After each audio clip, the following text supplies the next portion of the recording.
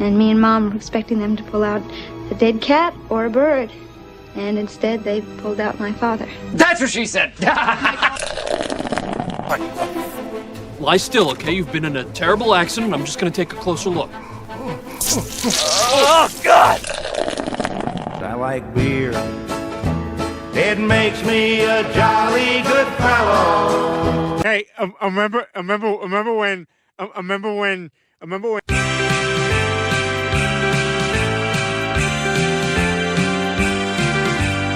Frosty the pervert, in a trench coat he did go to the schoolyard to expose his and balls made out of snow. Frosty the pervert, all the kids he liked to watch. His did grow when he... Oh! Yay! Well, it didn't play. Ho, ho, ho! Hey, everybody. And Brian just showed up as we started. Hey, that was a cold stop. Sorry about that. Hey, happy holidays, Cinema Drunks. Welcome to Hump Day Happy Hour Triple H, if you consider Hump Day one word, which we do here at Cinema Gulp. Thanks for joining, everybody. Brian, good to see you, sir. Good to see you. Glad. Oh, and Jill's coming on as well. Oh, look at this. Now everyone's popping in. Okay, let's see here. Well, I want to welcome, because we're missing our other co-hosts right now. Joanne will be on shortly, I'm guessing. The Ayatollah, a flat Coca-Cola. The Tim the Tool Man Taylor of the North Pole, it's Scotty R37. Ho, ho, ho! Hello, sir. Hello. And Joanne's not here yet. But the martini shot is returning once again. It's the legend of holiday libations. Welcome, sir. Hello, thank you for having me. And he reached his 1,000 sub milestone, so I want to say congratulations, and everybody continue to sub to his channel because it's great.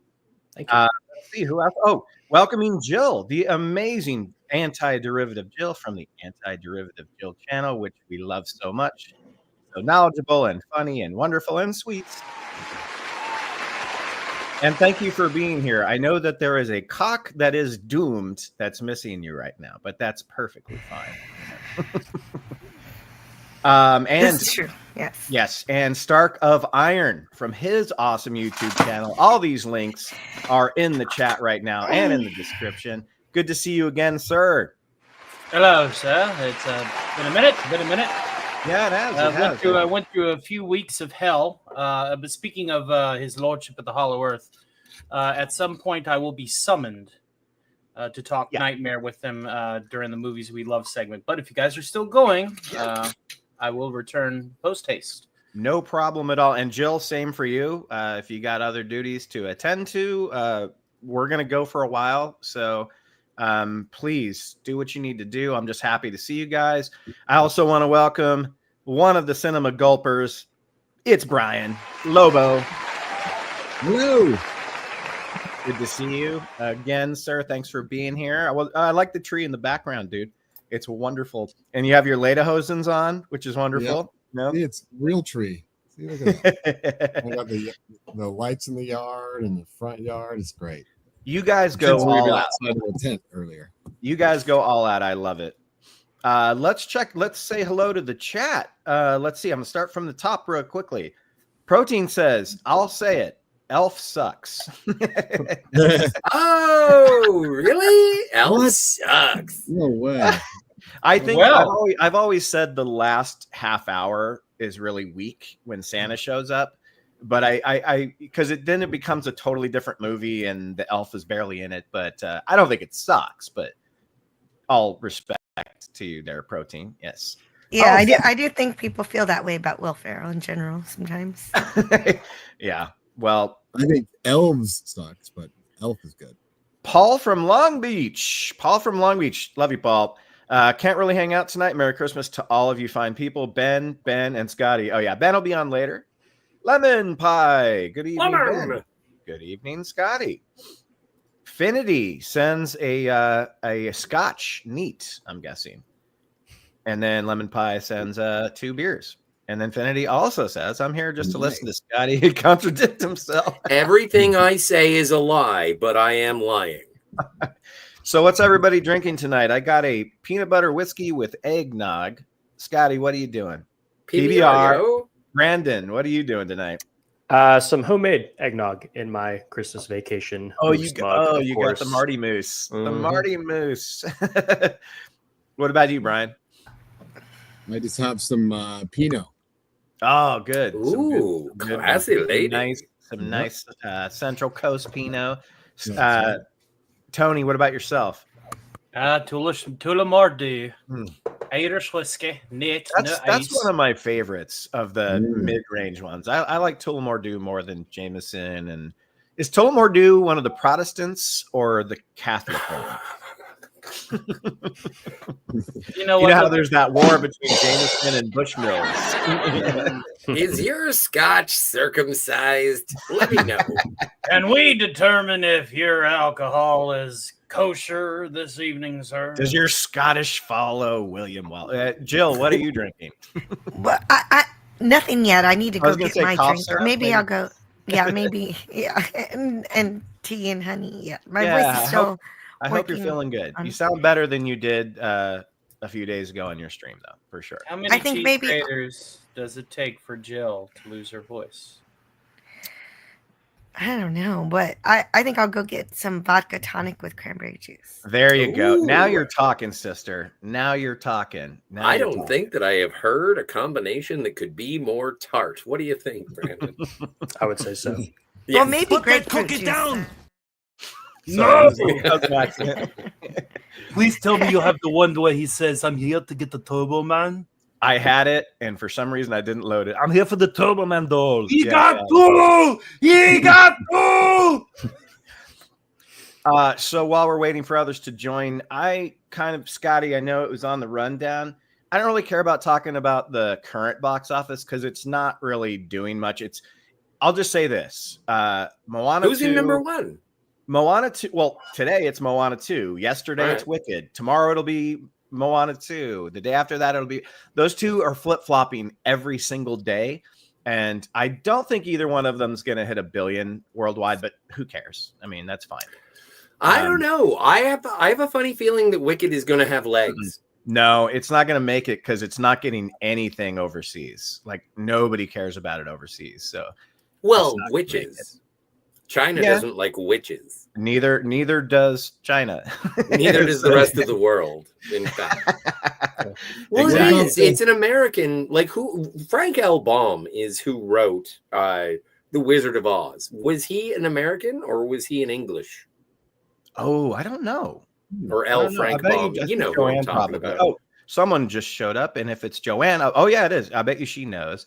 Hey, Hey, Joanne. Hey, how are you guys? Virus of Christmas. Joanne, we were just wondering, do you know what's his name, Scotty? Frank L. Baum or L. Frank Baum? Who L. wrote Frank The Baum. Wizard of Oz? The guy that wrote the Oz books. Was he British or American? Oh, I don't know. I'm sorry. I don't know. Well, Born in thanks New a York. lot. Born in New Well, it is an American story. Born He's in New from York. New Mexico, actually. Oh, okay. No, I have no idea where he's from. But like the reason I bring it up and the reason that I highlight it is that if it isn't a worldwide story, maybe The Wizard of Oz. I don't know what the success of The Wizard of Oz is outside of North America. I know I grew up with it. I think it's an overrated film. Never read the book. But yeah, no, I'm curious. I'm curious about how the rest of the world thinks about The Wizard of Oz. Well, I want but to do Joanne's official introduction since she is here. The second co-host, the third host, the Christmas miracle that we all want in our stocking. It's Joanne. Joanne, what are you drinking? Oh, it's just I'm sorry, my applause cut you out. What? it's a whiskey with some bitters. Okay, cool. Yeah. That's all you need. Nice. Brandon can appreciate that. Yeah. This is hot toddy season, man. This is hot toddy season. For Didn't sure. have Drop a Toddy couple the other day. cherries with an orange slice, and you got yourself an old fashioned. Yeah, So good. exactly. It's that no, I love it, and it's the only time I won't just sip on those. I'll get drunk on those, you know. So. Oh yeah, yeah. This is actually my second. I had a friend over, which is why I was late, and yeah. Awesome. Well, cheers. I like my Cheers. old fashions with a teaspoon of honey in them. It helps whenever I'm doing like long shows where I'm performing and working my voice over time. That sounds Good good. idea. Actually. Yeah, that sounds good. In my first one, I had the monk fruit sweetener, which is not bad for the cocktails. I don't know about you, Brandon, if you tried the monk fruit sweetener. I've never tried it myself. Yeah, it mixes pretty well with the cocktails. It doesn't Okay. really have that monk fruit flavor. It just kind of sweetens it very quickly. I'll have to keep an eye out for that.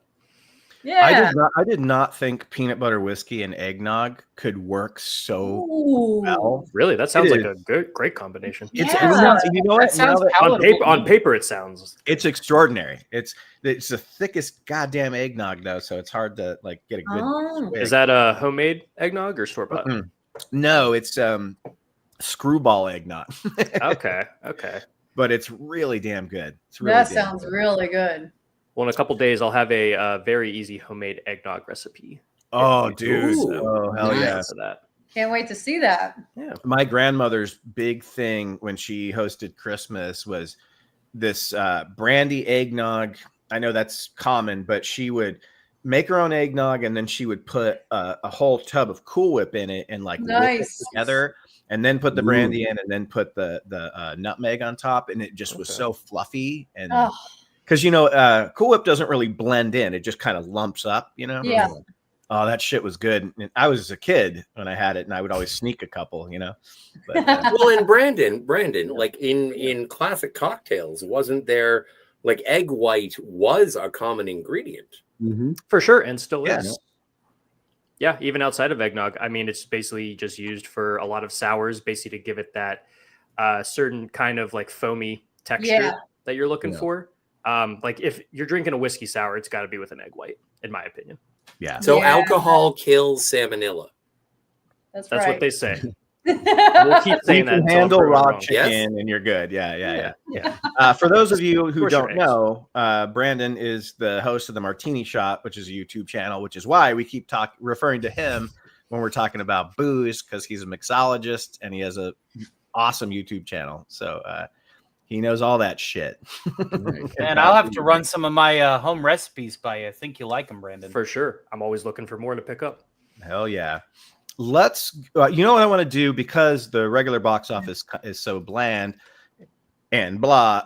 I want to go back in time really quickly and just look at what holiday movies, the biggest holiday movies, basically, like the ones that made the most money. Forget about budget and all that shit. This surprised me. The Jim Carrey Grinch. Jim Carrey. Oh, way. No, that's not the Jim Carrey. That's the Grinch, right? Illumination That's- one. that's Illumination. Yeah. Oh, that's the Benedict Cumberbatch one. Oh shit, 2018. My bad. Okay. Yeah. Wow, I didn't know that movie made Yeah. that much money either. In its defense, and as an askew universe, as a Kevin Smith stan, I would like to say that The Grinch is at least produced, if not co-directed, but I think more likely produced by Scott Mosier, the original producer of the Escapers. The bum who gets the snowball. Yeah, Willem Black. Wow, I didn't know that. God, Number 5 is way better than number 1. Oh, that's the one, right? That's That's the Jim Carrey one. Okay. Yes, that's a great movie. I watched that for the first time a couple years ago, and I really enjoyed it, even though I'd heard it was awful. But Home Alone has 2. That makes total sense. Home Alone had so much legs. Holy shit, that movie was in the top like 3 for months. Oh yeah. And it deserves it. It's great. Yeah. Alvin and the Chipmunks. I've never seen it. Is that the is that a Christmas movie? That's the live action. So that's the one with like Jason Lee. Yeah. I've never seen it. Neither have I. Home Alone 2. That's big diminishing returns from the first one, but Home Alone 2 is still good. I Well, can't still believe top it's 5. actually right there though. It's like that's not far down the list. No. That's it's great. I like part 2 quite a bit, even though I It's just basic. watched It's almost the same movie again. yeah, it's almost the same. I mean, the ending is the same. Like why did he have to He should have set booby traps all around New York instead of in some stupid renovated. Just booby trap Trump Tower. It'll be fine. Yeah.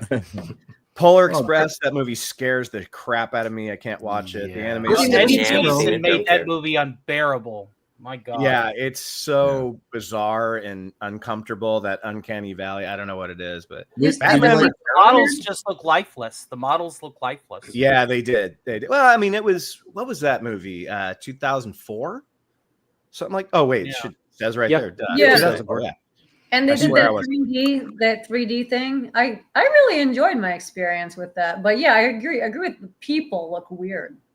Well, there's the 20th anniversary out in theaters right now, which I think is in 3D, but no way. I'll have fucking nightmares. I'll go again. Oh man, Dark One.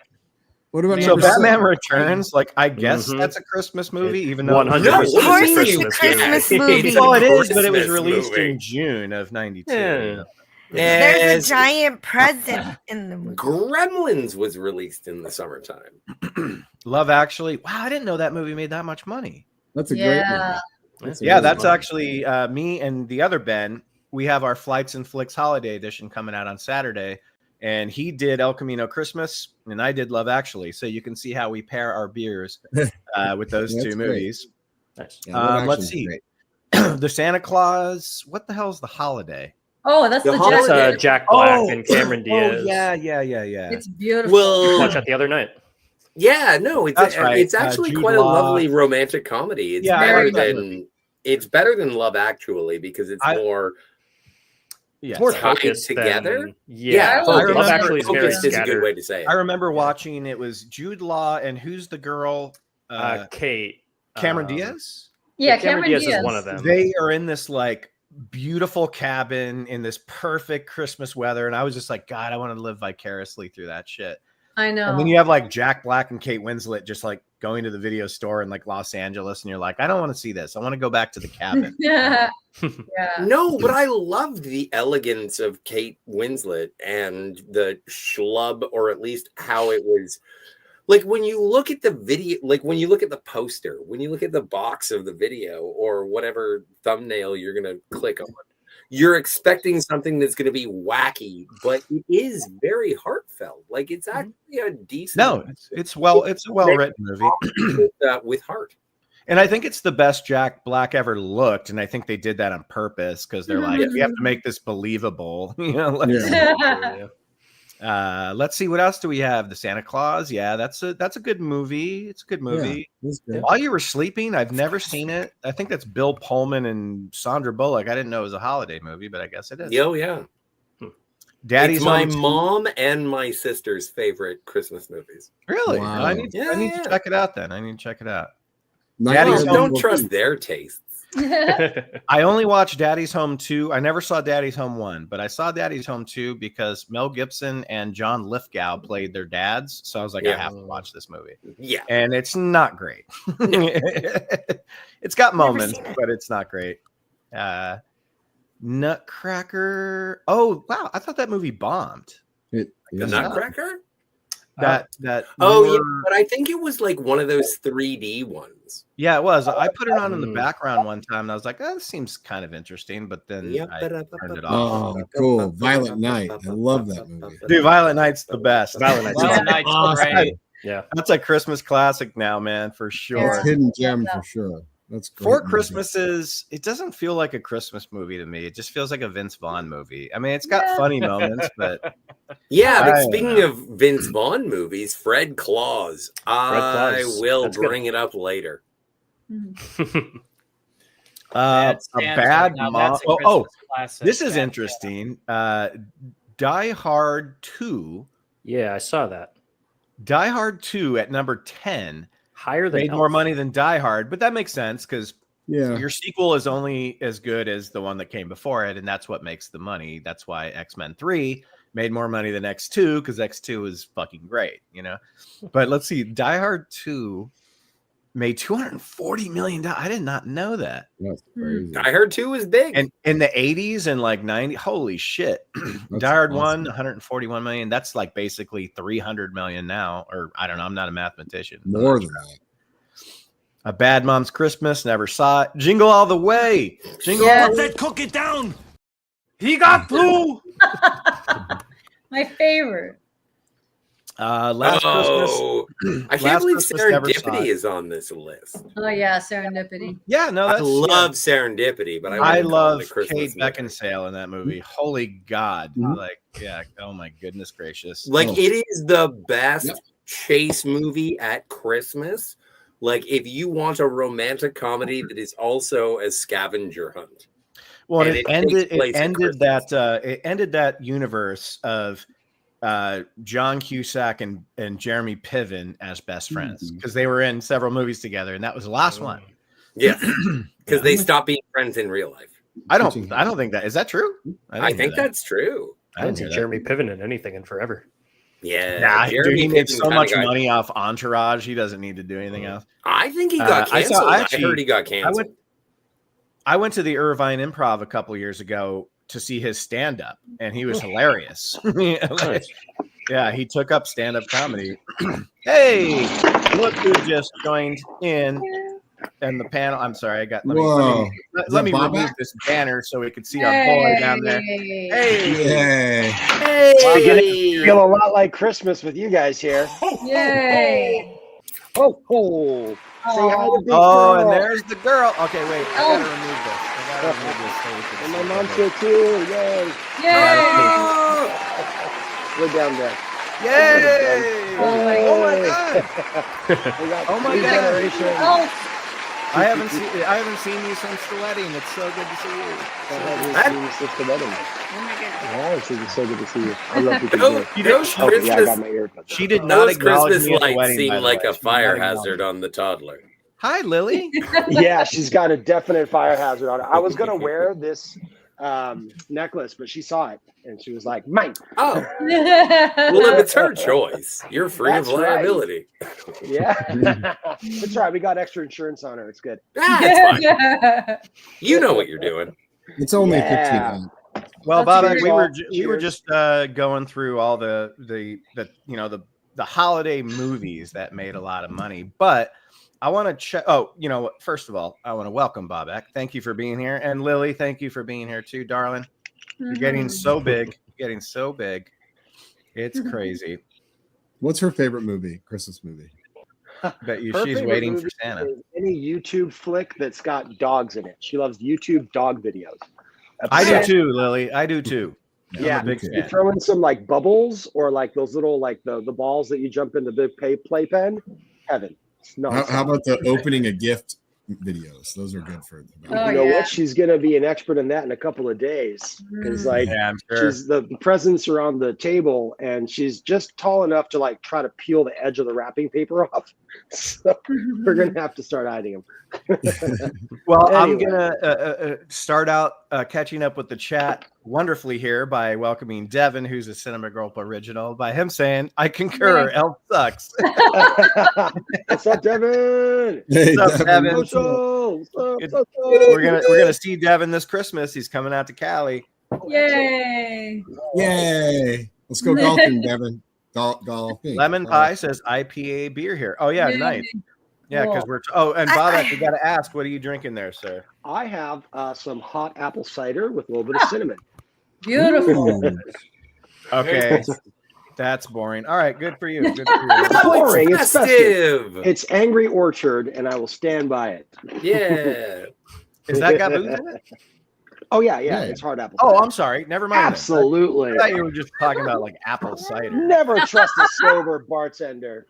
No Indian one pale brings ale, a lemon. child unless they're drinking hard alcohol. That's right. Never be sober around a baby. It's horrible. Exactly. Babies are drunk adults anyway. They stumble. Yeah, they I mean, drool, they- when you get to a certain point of drunkenness, you no longer have use of your knees, and that's how kids are. They walk in like with straight legs. You know, it's weird. Read this one, Scotty. Por favor. Finity says, definitely American, you ignoramuses. Well, I can, you know what? As a Canadian, I will accept the lightning rod of ignoramii. Yeah. Hey, look who's here. Black fella. Hey, Phil. Woo! Hey. America. Oh, He deserves a F ho-ho. yeah. He definitely deserves a ho-ho-ho. Oh, he's in New York? Dude, you're in New York. Be careful. I hear that place is a shit show now. Like, hey, look who is here. Hey, Mark B. Mark. Oh, What's up, Mark? Hey, good to see you, Mark. Thanks for coming on, What? man. Another, his introduction, he needs no introduction. He's the third member of Cinema Gulp, the third person that came on with us. So good to see you, brother. You too, bud. And happy holidays out there in holidays. Florida. In Florida. Yay. You try putting a Santa hat on a crocodile yet? Well, I mean, I do have a 3-footer in the pond over there that I could try. Yeah, you Nice. guys keep taking pictures. You got to get one of those things as a pet for sure. I'm I don't they'd think love Florida that. wildlife would like that. My dad feeds them. My dad throws fish into the lake. Oh, behind really? him. Yeah, you're not supposed to do that. Yeah, No. they Well, yeah, yeah. it's not to do that. So Yeah, it's like you're not supposed to throw bread to birds and you're not supposed to give peanuts to squirrels. Fuck that. Feed them. Feed them if you want. Feed 'em. I'll let him know you're on his side. Yeah. Well, no, but you're chumming the water for a carnivorous lizard. Stop attracting the carnivorous lizards. It's a little more dangerous than the You're ducks. making friends, Scotty. You're making friends. They may Right. save Well, I mean, you one day. it's You not may that be getting dangerous. It's not that mugged, dangerous and yet. that when it's only, crocodile like, will up see you this in big.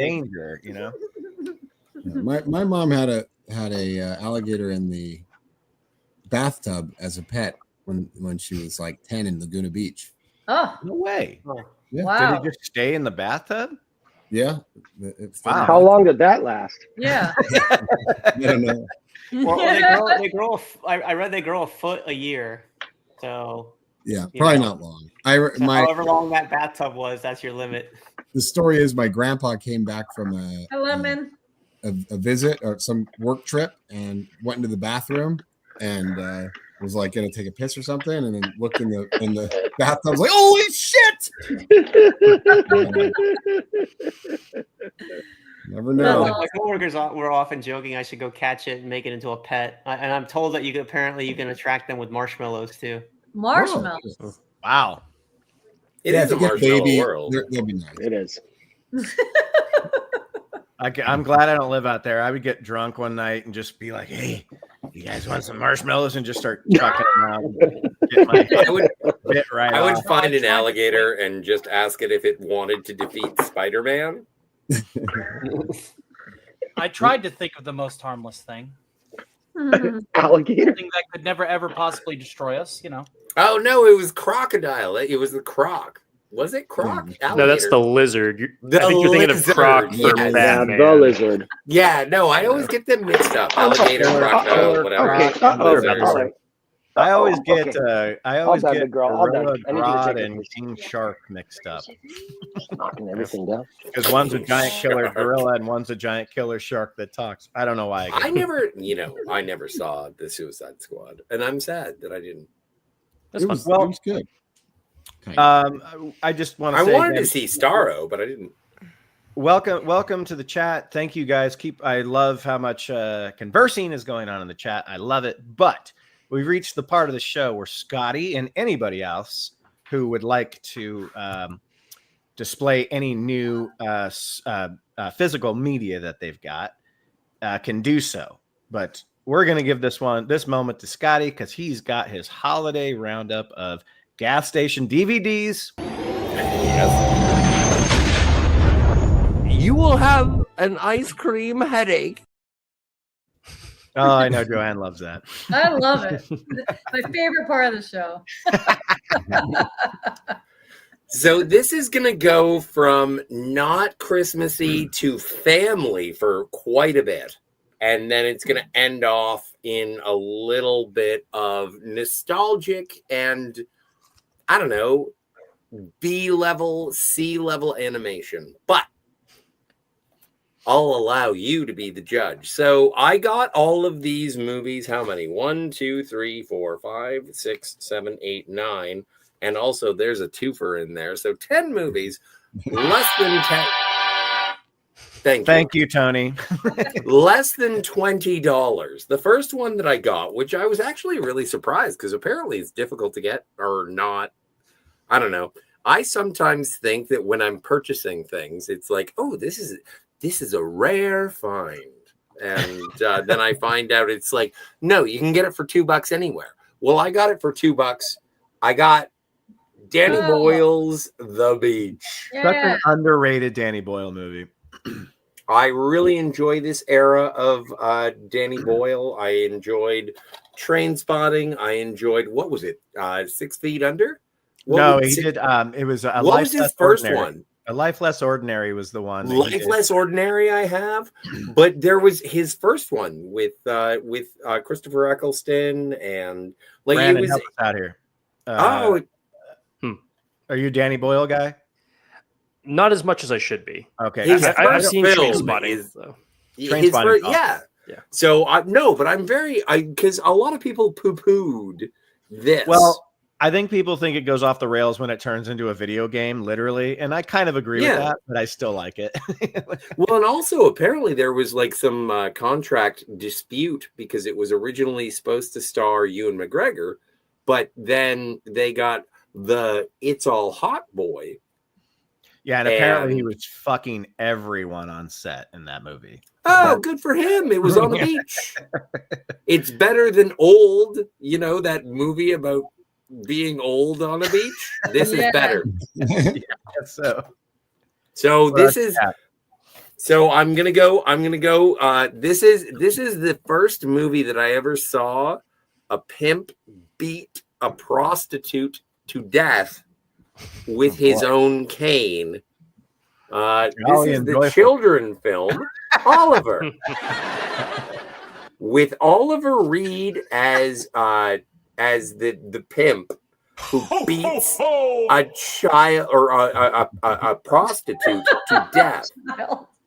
So no, but the thing is, this is actually a very this has so much love, and it tries to be sort of a Mary Poppins. But when you watch this film, you realize that they are putting songs in the middle of some of the most terrifying experiences that a child could have. So I'm so glad I got that. Then I got Muppets from Space. You finally got it. I did finally get it. And this is because I really enjoy Pepe. You had previously gotten a 3-part set that was missing. It was. So now I got my Muppets from Space. This was $3. Well, Never seen that one. Scotty, Never I have seen to that I one. have to interject for just a second there. Well done. Thank you. No, I'm a big fan. Like this is post Jim Henson, and so it does feel of its time. I believe the cast of Dawson's Creek are in this film, but whatevs. Well, you know Wonderful. what they say, some things do age poorly. So I know that this may perturb some, but I would like to say that this is because I have nieces, and I do want I want a video store, and a video store has to have a breadth of entertainment. So this is going to be Disney flashcards. This is what I spent for less than a subscription of Disney Plus.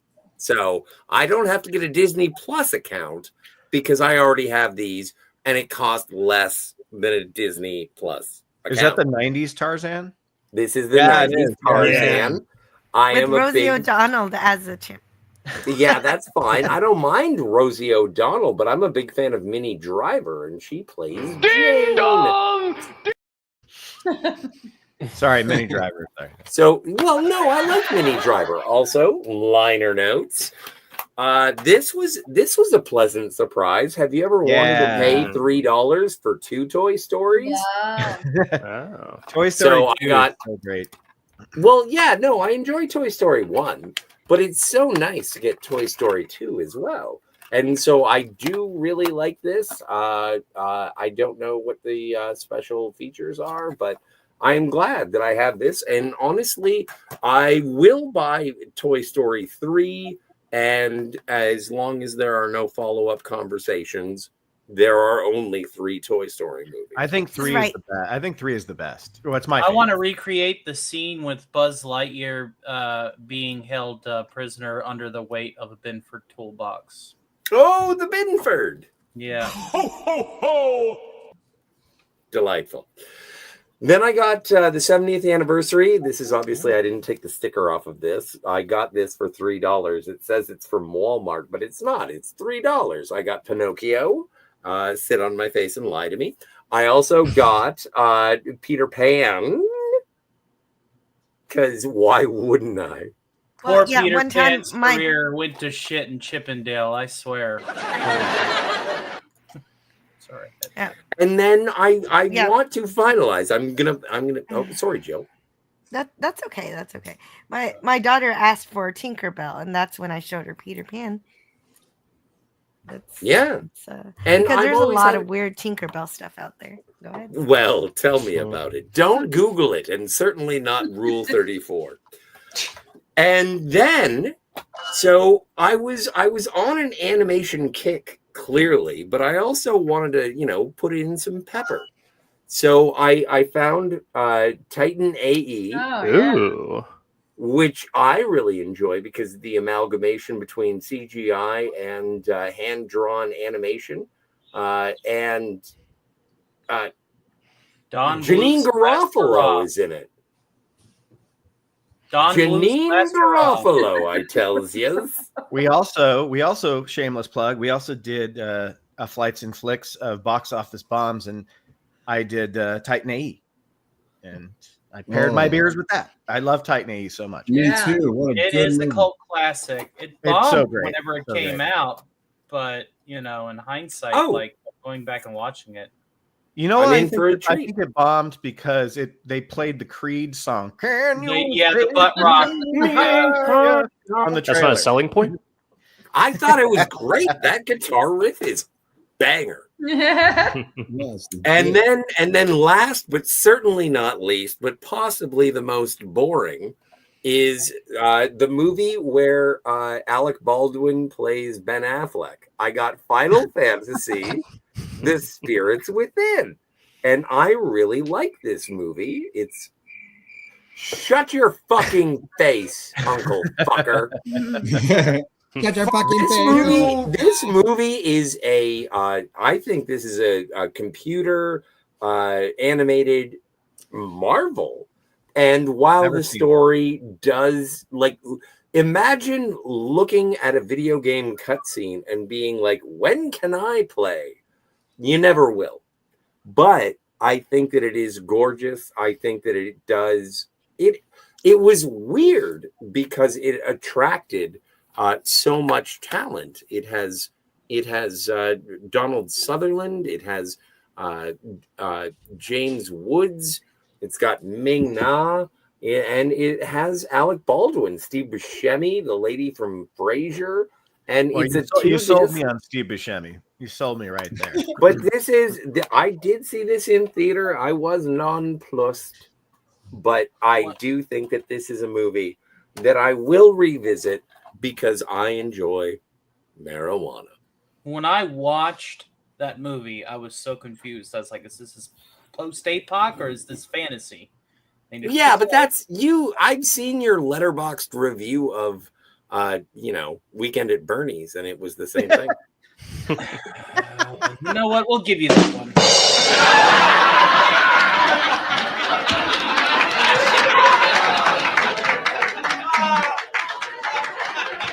Wow, that was a long soundbite. I kid, sir. I kid. Are you good? I'm done. That's it. It's over. Wonderful. I love it. I love it. Well done, sir. Well done.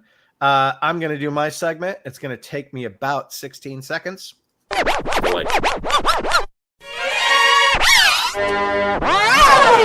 Oh, I love it.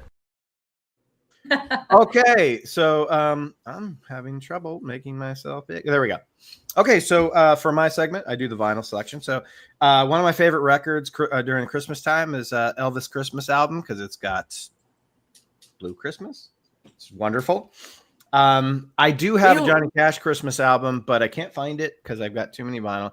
A Jolly Christmas from Frank Sinatra. There So you wonderful. go. Now we're I play talking. this every year. Like, just drink whiskey, play this record on Christmas morning, early morning, drink whiskey, watch people open presents. If you have kids, drink whiskey, watch them open presents, and play Give this. them whiskey. And I love presents. I love this record. I got this from an ex-girlfriend one I time. love that so much. Yeah, Charlie Brown Christmas. It's from the Yeah. original CBS television special. It's just such a wonderful, even though it dips into like religious stuff. It's stuff that doesn't bother me. I'm very neutral on everything, so I can take what they throw at me. But those are my 3 vinyl picks. So I do have an awesome Johnny Cash Christmas vinyl that I cannot find because I just have too many goddamn vinyl. That's beautiful, but Ben, you don't have "Oi to the World" by the Vandals? No, I know. You know what? I have a 45 of the Ramones Christmas, but I can't find that either because I don't have a sleeve for it. So it's just a 45 hanging out somewhere around there. But no, I don't have that, Jill. But I know of it. I've heard it. And at one point, I had an acoustic version. Literally impossible to find. I found it, Bobak, when I lived with you in LA. There was this place called Fat Beats Records on Melrose, and I got a single of, I think it was like Smashing Pumpkins or maybe just Billy Corrigan doing like Rudolph the Red-Nosed Reindeer, and it was great. It was really fun to have. I would never listen to it, but it was really fun to have. Is that Stark making a noise, or is that a cat dying? Oh, I know what it is. It's Lily. It's Lily. You know what? Let's move on, guys. So that was fun. Let's find a good transition here. Thanks. I needed that. Okay, so I want to move on to why we're all here, and thank you all 8 of you for being here. This is great. I'm so happy around the holidays to see people like Brandon and Tony and Jill, and obviously some of my really, really close friends that I physically have been in the same room with, like Mark and Joanne and Brian, obviously, and Bobak. I've known Bobak since I was 13. But I want to let Brandon go first because he was the first person to show up. But Nice. what we're gonna do here is talk about, this isn't negative. This is all in good fun. But there are some really shitty Christmas movies out there. There really are. And I had a hard time picking the one that I wanted to pick because there's so goddamn many. But let's start with what is just a terrible Christmas movie. And because there's so many of us on screen, I'm gonna put Brandon front and center and put him on the spot. I want to see what he's got, because I'm sure he's got a good one. He's seen a lot of movies. Well, we already talked about it earlier, and I know people are fans of this movie, and I completely understand why. But even when I was a kid, when this came out, I did not like it, and I revisited it as an adult in the movie theaters. I think it made me like it less. But it's Polar Express. Yes. Zemeckis really thought this was the future. And by the time Mars Needs Moms came out, it was clear that it wasn't. But now I kind of feel like we're almost horseshoeing back around to it a little bit with all the AI crap that's kind of floating around now, overlaying AI elements on top of motion captured stuff. Monster House was good though, I'll give them that. But yeah, love Monster House. Yeah. Polar Express, even just beyond the uncanniness, I just find it super annoying for some reason. And I don't know if it's just because every shot of the kids is an extreme close-up, so you can just see every pixel possible on their faces, or it's just the way they move. I don't know what it is. It just, like you said earlier, it kind of creeps me out. And I just don't find it super endearing. As a concept, I really like it, but execution wise, not really. I would love them to do a reverse trend of what they usually do, where they take an animated movie and make it live action, and they usually ruin it. I think you can improve it if you were to remake it nowadays live action. I think this movie would be way better live action. There's sure. no reason why you couldn't do it. No. Yeah, Man, even back then you could do it. I would like to make an addition to the gripes on this film. Sure. There is no way that Mandark should be on that train. Yeah, that Period. guy. Shame on you, Dexter. How dare you put me on this old locomotive? I will have my revenge. Yeah, there was something about like 80s movies where like when they were doing a movie that took place in the 50s, everyone talked like the way you did it way better. It's Eddie Deason. That's Eddie. That's every role that Eddie Deason has ever played. Yeah. Yeah. So that was the one that jumped to my mind first. I love it. I respect the hell out of that because it is a creepy motherfucking. It is, and I usually love train movies, and that one just doesn't work. It drags so sunk badly. into the lake, and everybody would have went home happy. If it played out like Unstoppable, then yeah. I had like maybe. When I was a kid, I played the video game for. I did have the Express. video That game was for a more bit fun. too. I rented it from Blockbuster back in. What do you do in the video game? You dance. There's like a rhythm section for the hot chocolate section, and then you have to run on top of the train while you're getting hit by like metal poles and stuff. Nice. You're fighting like a Jack in the Box Scrooge. Is there a part of the game that's kind of like Qbert? Probably in the I don't know why I factory. remember this. Sounds vaguely familiar. Yeah, It's just with a the hodgepodge of a bunch of ideas. They were trying everything, and it didn't really work. By the way, Joe, I love your background. Yeah. Oh, thank you. You know I what? just We found haven't it. done yet. Let's look at each other's. We were gonna do. We're a loosely based ugly sweater thing. I have reindeers fucking on mine. Ugly sweater. Bobak, you look like you have You a know what? sweater on that is unintentionally ugly. Dave. Mine has you know what? I got to turn off my virtual background. You just got to get. Yeah, it just looks like you're rubbing him and he wants to go away. Well, that's true.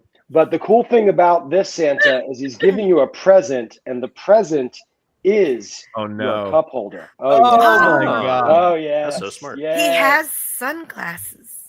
Yeah, he's a cool Santa.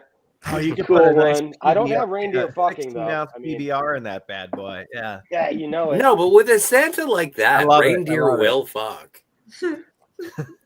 I love that, Bobak. That's great. Brandon, what do you got? Because I know you were kind of rushing to say, like, do I have anything? It looks like a nice looking sweater. Well, short answer, no, I didn't have anything. So I just decided to be oblivious and convince myself that E.T. was a Christmas movie. Because Yes, I happen to have this, my hashtag phone home $3 Christmas white that elephant gift I got. Behind your mic, it looked like an Academy Award. I was like, what is that? Oh, yeah, he's kind of got like a gold sheen going, but no, that's the scrotum himself. That's E.T. right there. Yeah. No, I have that. I have that. I call it my Tinder sweater. I think that's great. It's very Nice color, nice festive color. Yeah, And at least I'm Jill, I can close see enough. you got something going on there, but it's hard to see. Let's see, what do you got? Okay, it's it's Star Trek. So you got Captain oh. Kirk, and you got the Gorn right here, and Enterprise, and Nice. That's fantastic. And we know Mr. Brian here has got lederhosens. Let's see a little bit more of it there. This hair. And Joanne, More I've Lakers? seen this sweater before. Yeah. Yeah, this- I've seen it before. Yeah, this is yeah. That cat. Yeah, the cat. Yeah, the yeah. I didn't know that cat was there. Yeah, that's from John and Anaya. Oh, that's Oh. great. And then Scotty has this great looking, almost Santa Claus looking outfit. But then you If go up. if I had a hat, I could be Starfleet Santa. More And Star then Trek. Mark is a red shirt elf from the North Pole with a. He wants to be a dentist. Well, I missed the memo, but like I know No, I had I know, a white I know. elephant like funny sweater somewhere, but I don't know if it made the. my bad, man. Well, let's. I don't have a funny sweater, but I'm wearing What nipple about Tony? clamps. Tony, wanna- are you here, buddy? I haven't seen you. Well, I was gonna. Yeah, he's off camera, so I wasn't no, sure. I don't have any Christmas stuff added. I haven't built the set in time, given He is everything. broadcasting in the nude. Well, speaking of No, speaking of you Tony, don't. No, though- you don't ever want to see me on camera. I'm not something to for the eyes to behold. You know what? I saw you on camera once, and And I regret gave it. me an instant orgasm. So yes, it's a public safety. That's why he doesn't do want to not show. want to. There will be an overwhelming of physical gratification. Well, it's gonna save you. But Tony, you've got an Iron Man outfit, and you are isn't that a red suit? Aren't you? It is a red suit, and also Iron Man 3 is a Christmas movie. It is. I just haven't had a chance to put up Christmas decorations at the Arc Room. You know, that reminds me. I have to rebuild the Arc Room and all that stuff. I had to deal with a recent move, but soon. Yeah. I don't know if it'll be ready by Christmas. I'll hopefully have something. Maybe it'll freeze. You could skate. Well, while we're talking to Tony, he was the next. No, he made it out. He was the next guest to show up. So I want to go to you, sir. You did, yeah. So you did have this to where you could. I know you had probably a couple of ideas. The floor is yours, sir. I don't need to make you big because you're not there anyway. So. Well, I'm there. Just my character representation is there. Yeah, I'll bring you there anyway. Why not? Yeah. So I guess are you wanting me to like sing the parody? No, well, you can do whatever you want, but it's just your pick for terrible Christmas movie. Well, I guess I could probably just narrate the titular scene of the film as an audio narration. I gazed upon the weapon that I had wrestled from Barney Fife's hand. I looked upon it and felt a sense of power as I had put the bullet through his skull. My facial expressions went between the Terminator and a laughing maniac, and those were the only two emotes that I had.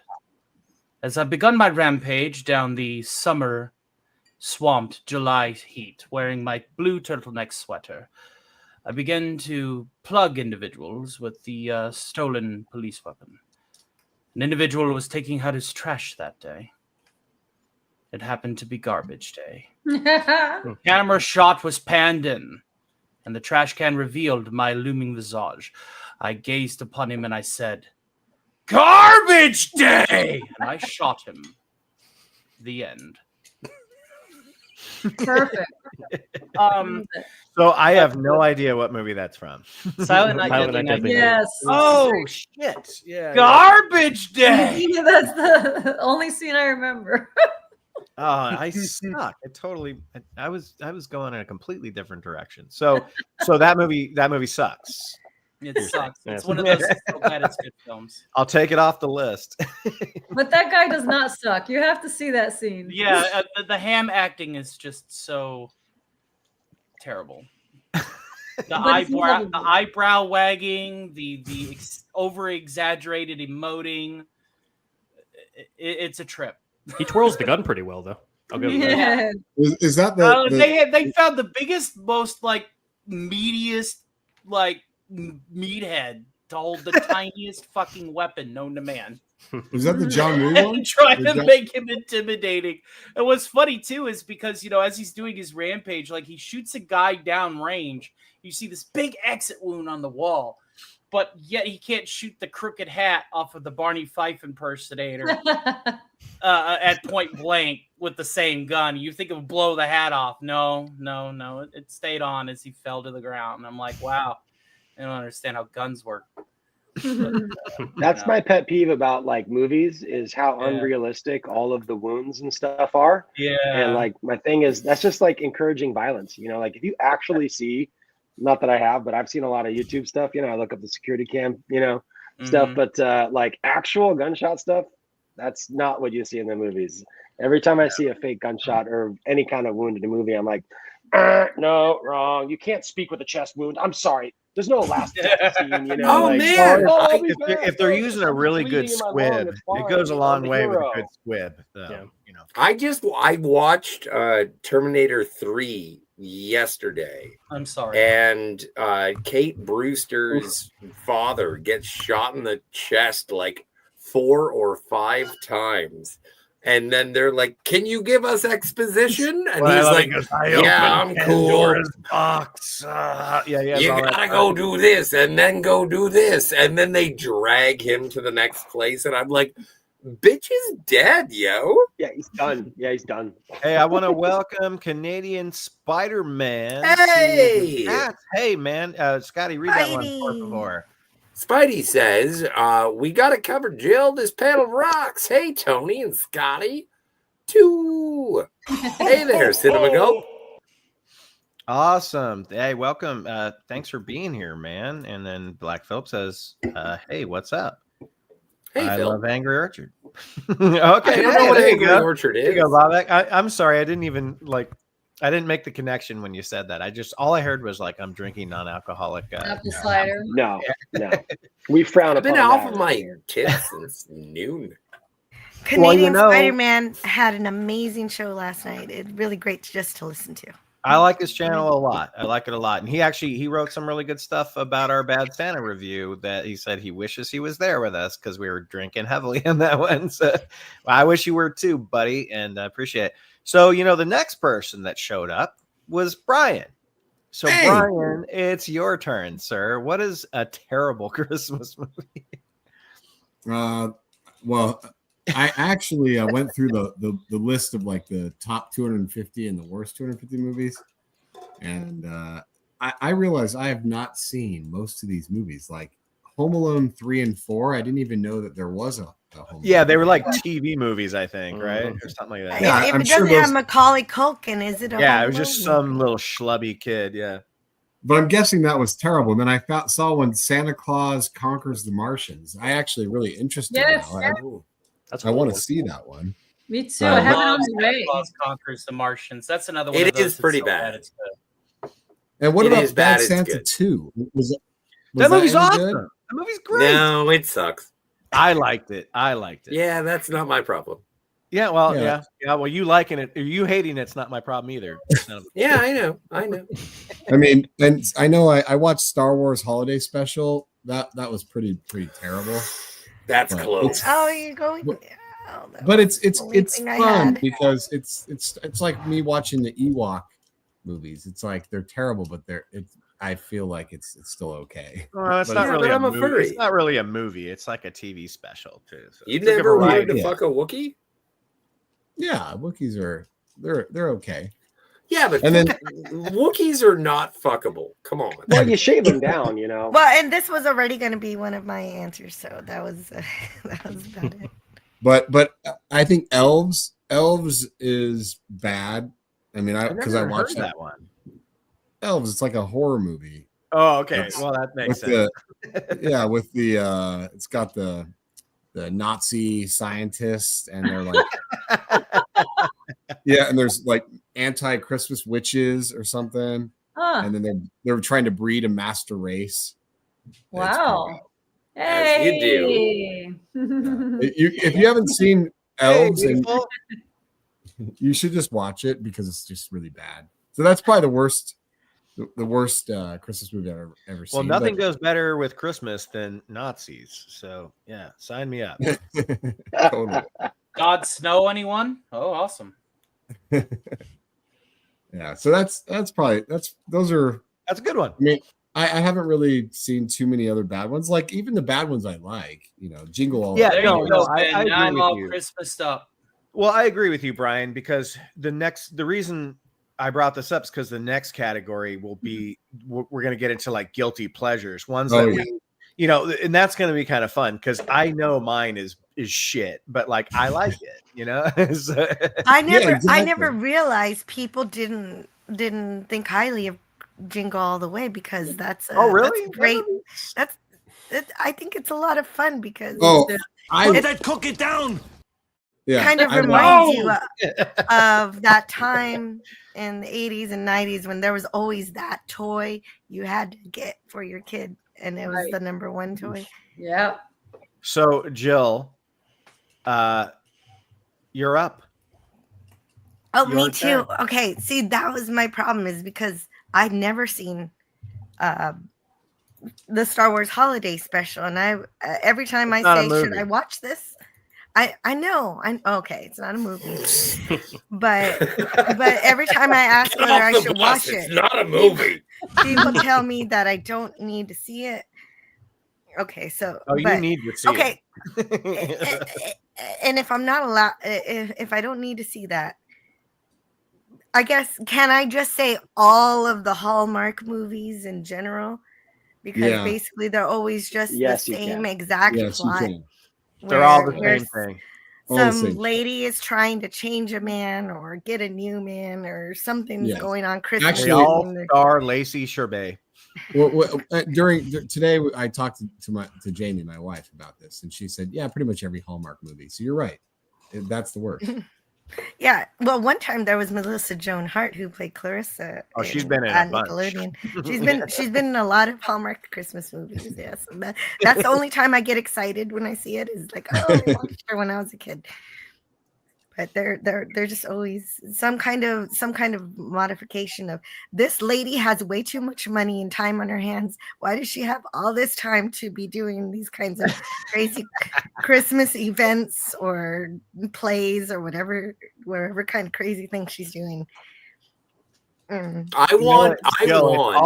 always an uptight, rich female business executive who has to go to a small town and stay at a hotel, and she falls in love with the wood chipper everyman who is a single father who has 2 daughters, and he loves Christmas. And then hijinks ensue.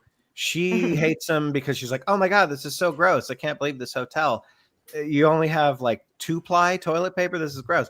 And then they fall in love at the end. And he teaches her the spirit of Christmas. Yes. Here's what I want for Christmas, ladies and gentlemen. What I want is to fall in love while me and my lady love friend who meet on the casino floor, and we go up to our suite and we eat off of a tray, drinking the finest champagnes while doing the cheapest cocaine, and doing it doggy style while watching Hallmark holiday movies. Somebody wanted to say happy holidays. That's a specific fetish. I thought I heard Cookie in the background for a moment. Well, that's why you have dreams, right? Oh, I loved her. She's so small. Yeah. So small. Merry Christmas, Cookie. She can't come to my hotel room. Scotty rightly knows that when it's something that I hate, it's something that girls actually love, and so he knows that he needs to. I don't know. Maybe her name is Siobhan. The feeling's mutual, Jill. Most people think the Hallmark. We might see 1 or 2 of those pop up on. Yeah, but I want to have like debaucherous cocaine sex while having the like Hunter Biden butt fucking while Mrs. Center caught me fucking her sister, and I'm out on my ass now. So, Scotty, you're next, sir. Oh, right. So that actually makes okay. So you said you didn't say the worst. You said terrible Hollywood. No, not the worst. Just terrible. Yeah, it's something you think's terrible. Yeah. So my favorite terrible holiday movie choice is Eyes Wide Shut. Oh, I love that movie, but not as it's a great movie, but it is by definition a Christmas movie. It starts with a Christmas party. It goes throughout, and then at the end, when they apparently sell their child, it is when they're buying Christmas toys.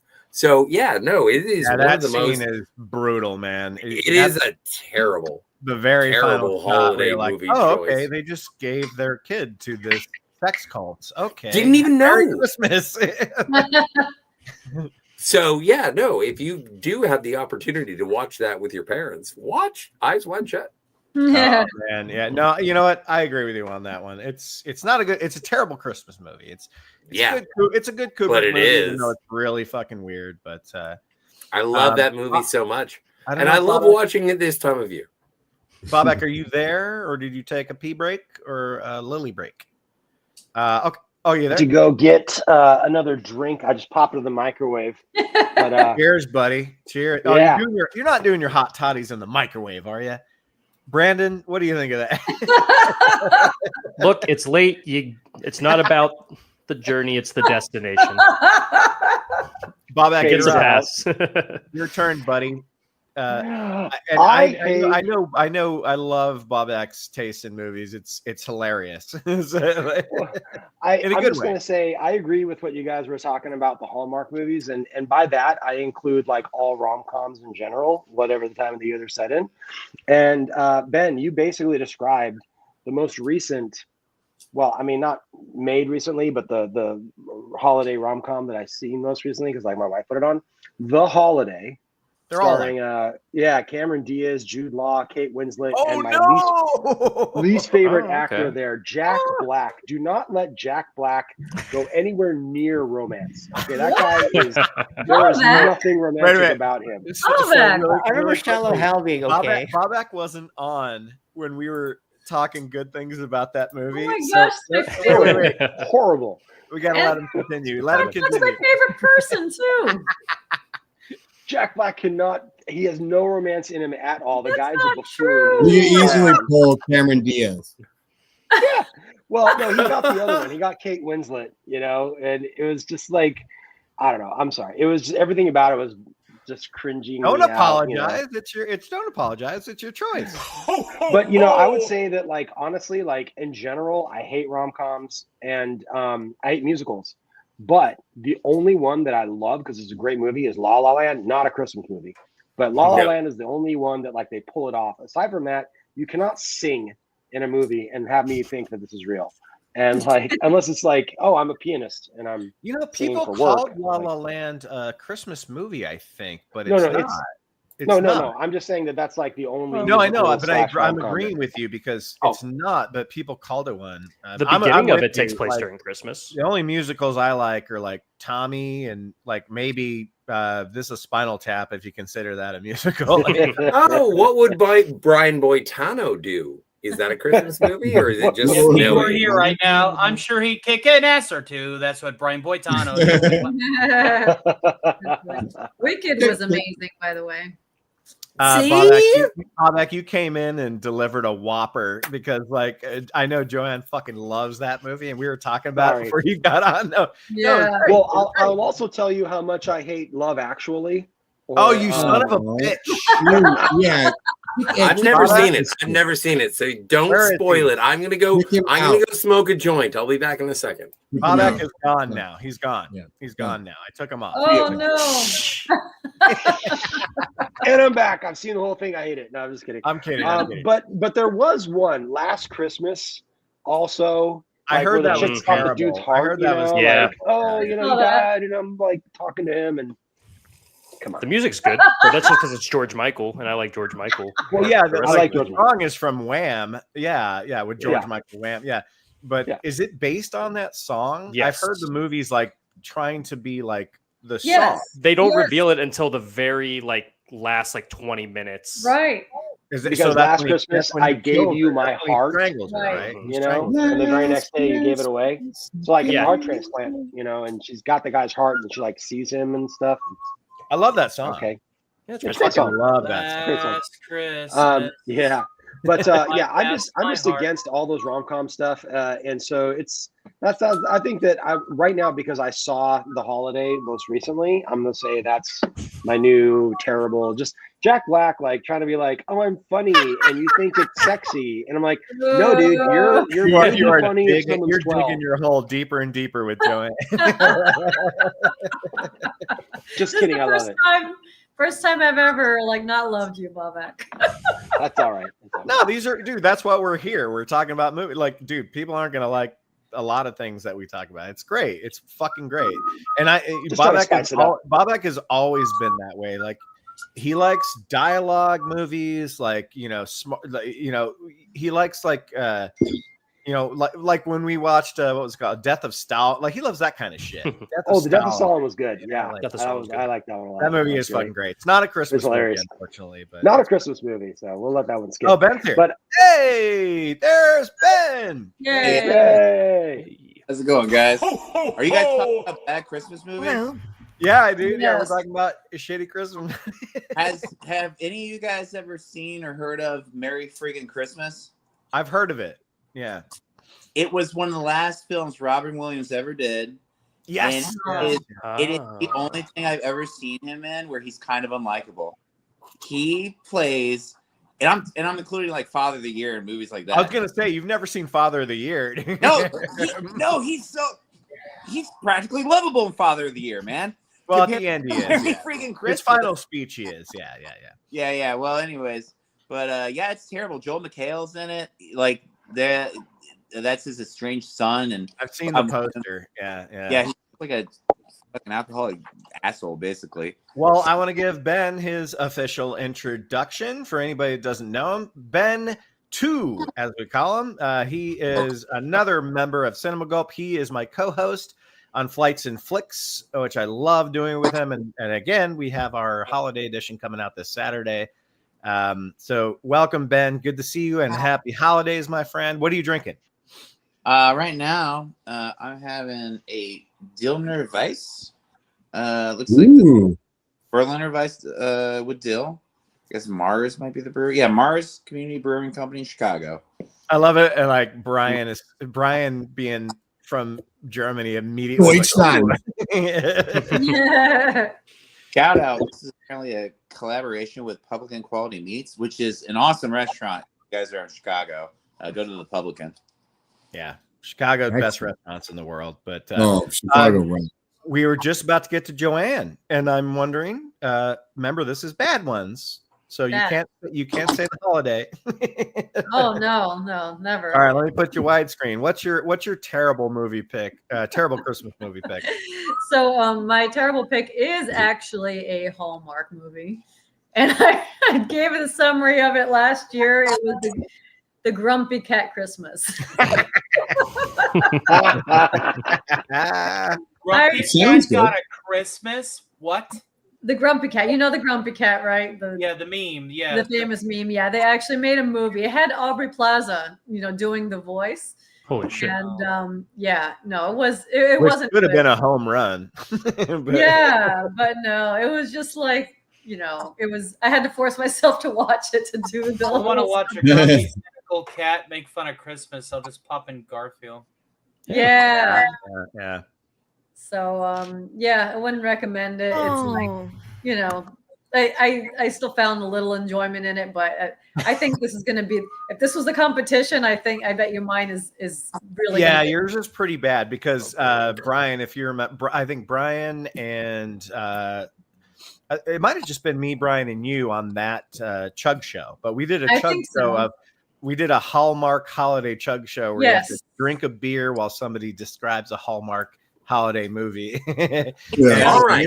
Grumpy so Cat. Lois Lane from Smallville is in Niagara on the Lake, and all of a sudden she meets an advertising genius. Yes, but he's pretending to sell Christmas trees. He's losing his family's company, but he's chopping wood to make extra money, and he's got kids, and he's a widower. No, but anyway, Scotty, did you go yet? No, I haven't yet. You're next. I want to say that also Prometheus.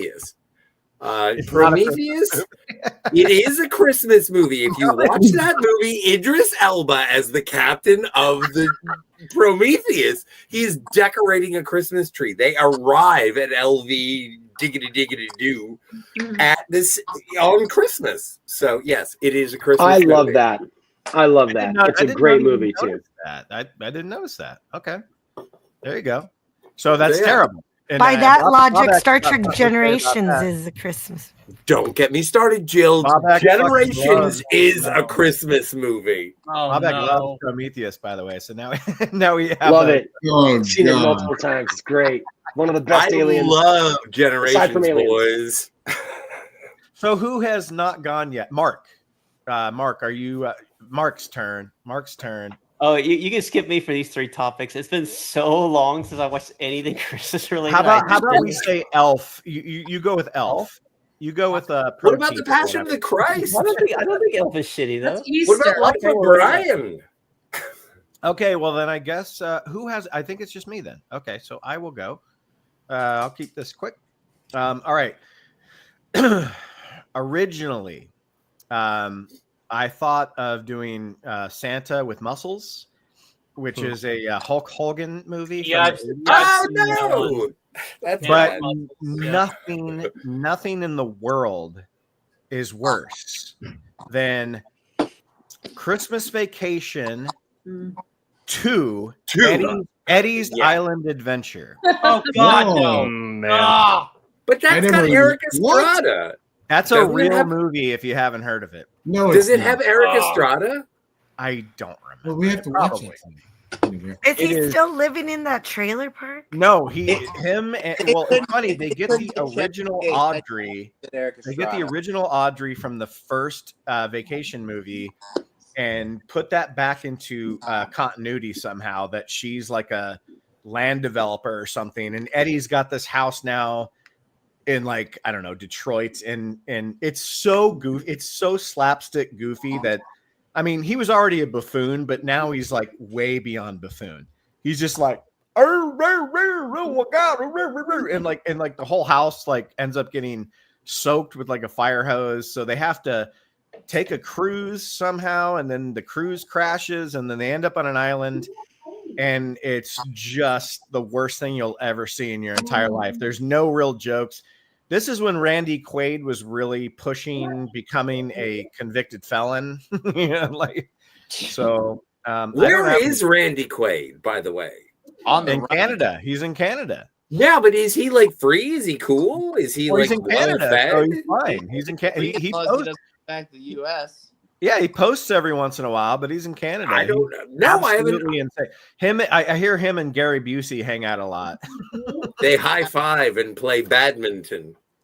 So that's my pick. While we're on that topic, I wanted to bring really quick. I would say, as a terrible movie pick, I would say watch it though, because it's so terrible.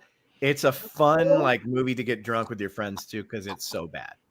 Sorry, but Jill, what about Randy? It's a good Quaid? drinking movie. Okay, no, it's not about Randy Quaid. It's a comment in the chat that's related to this one.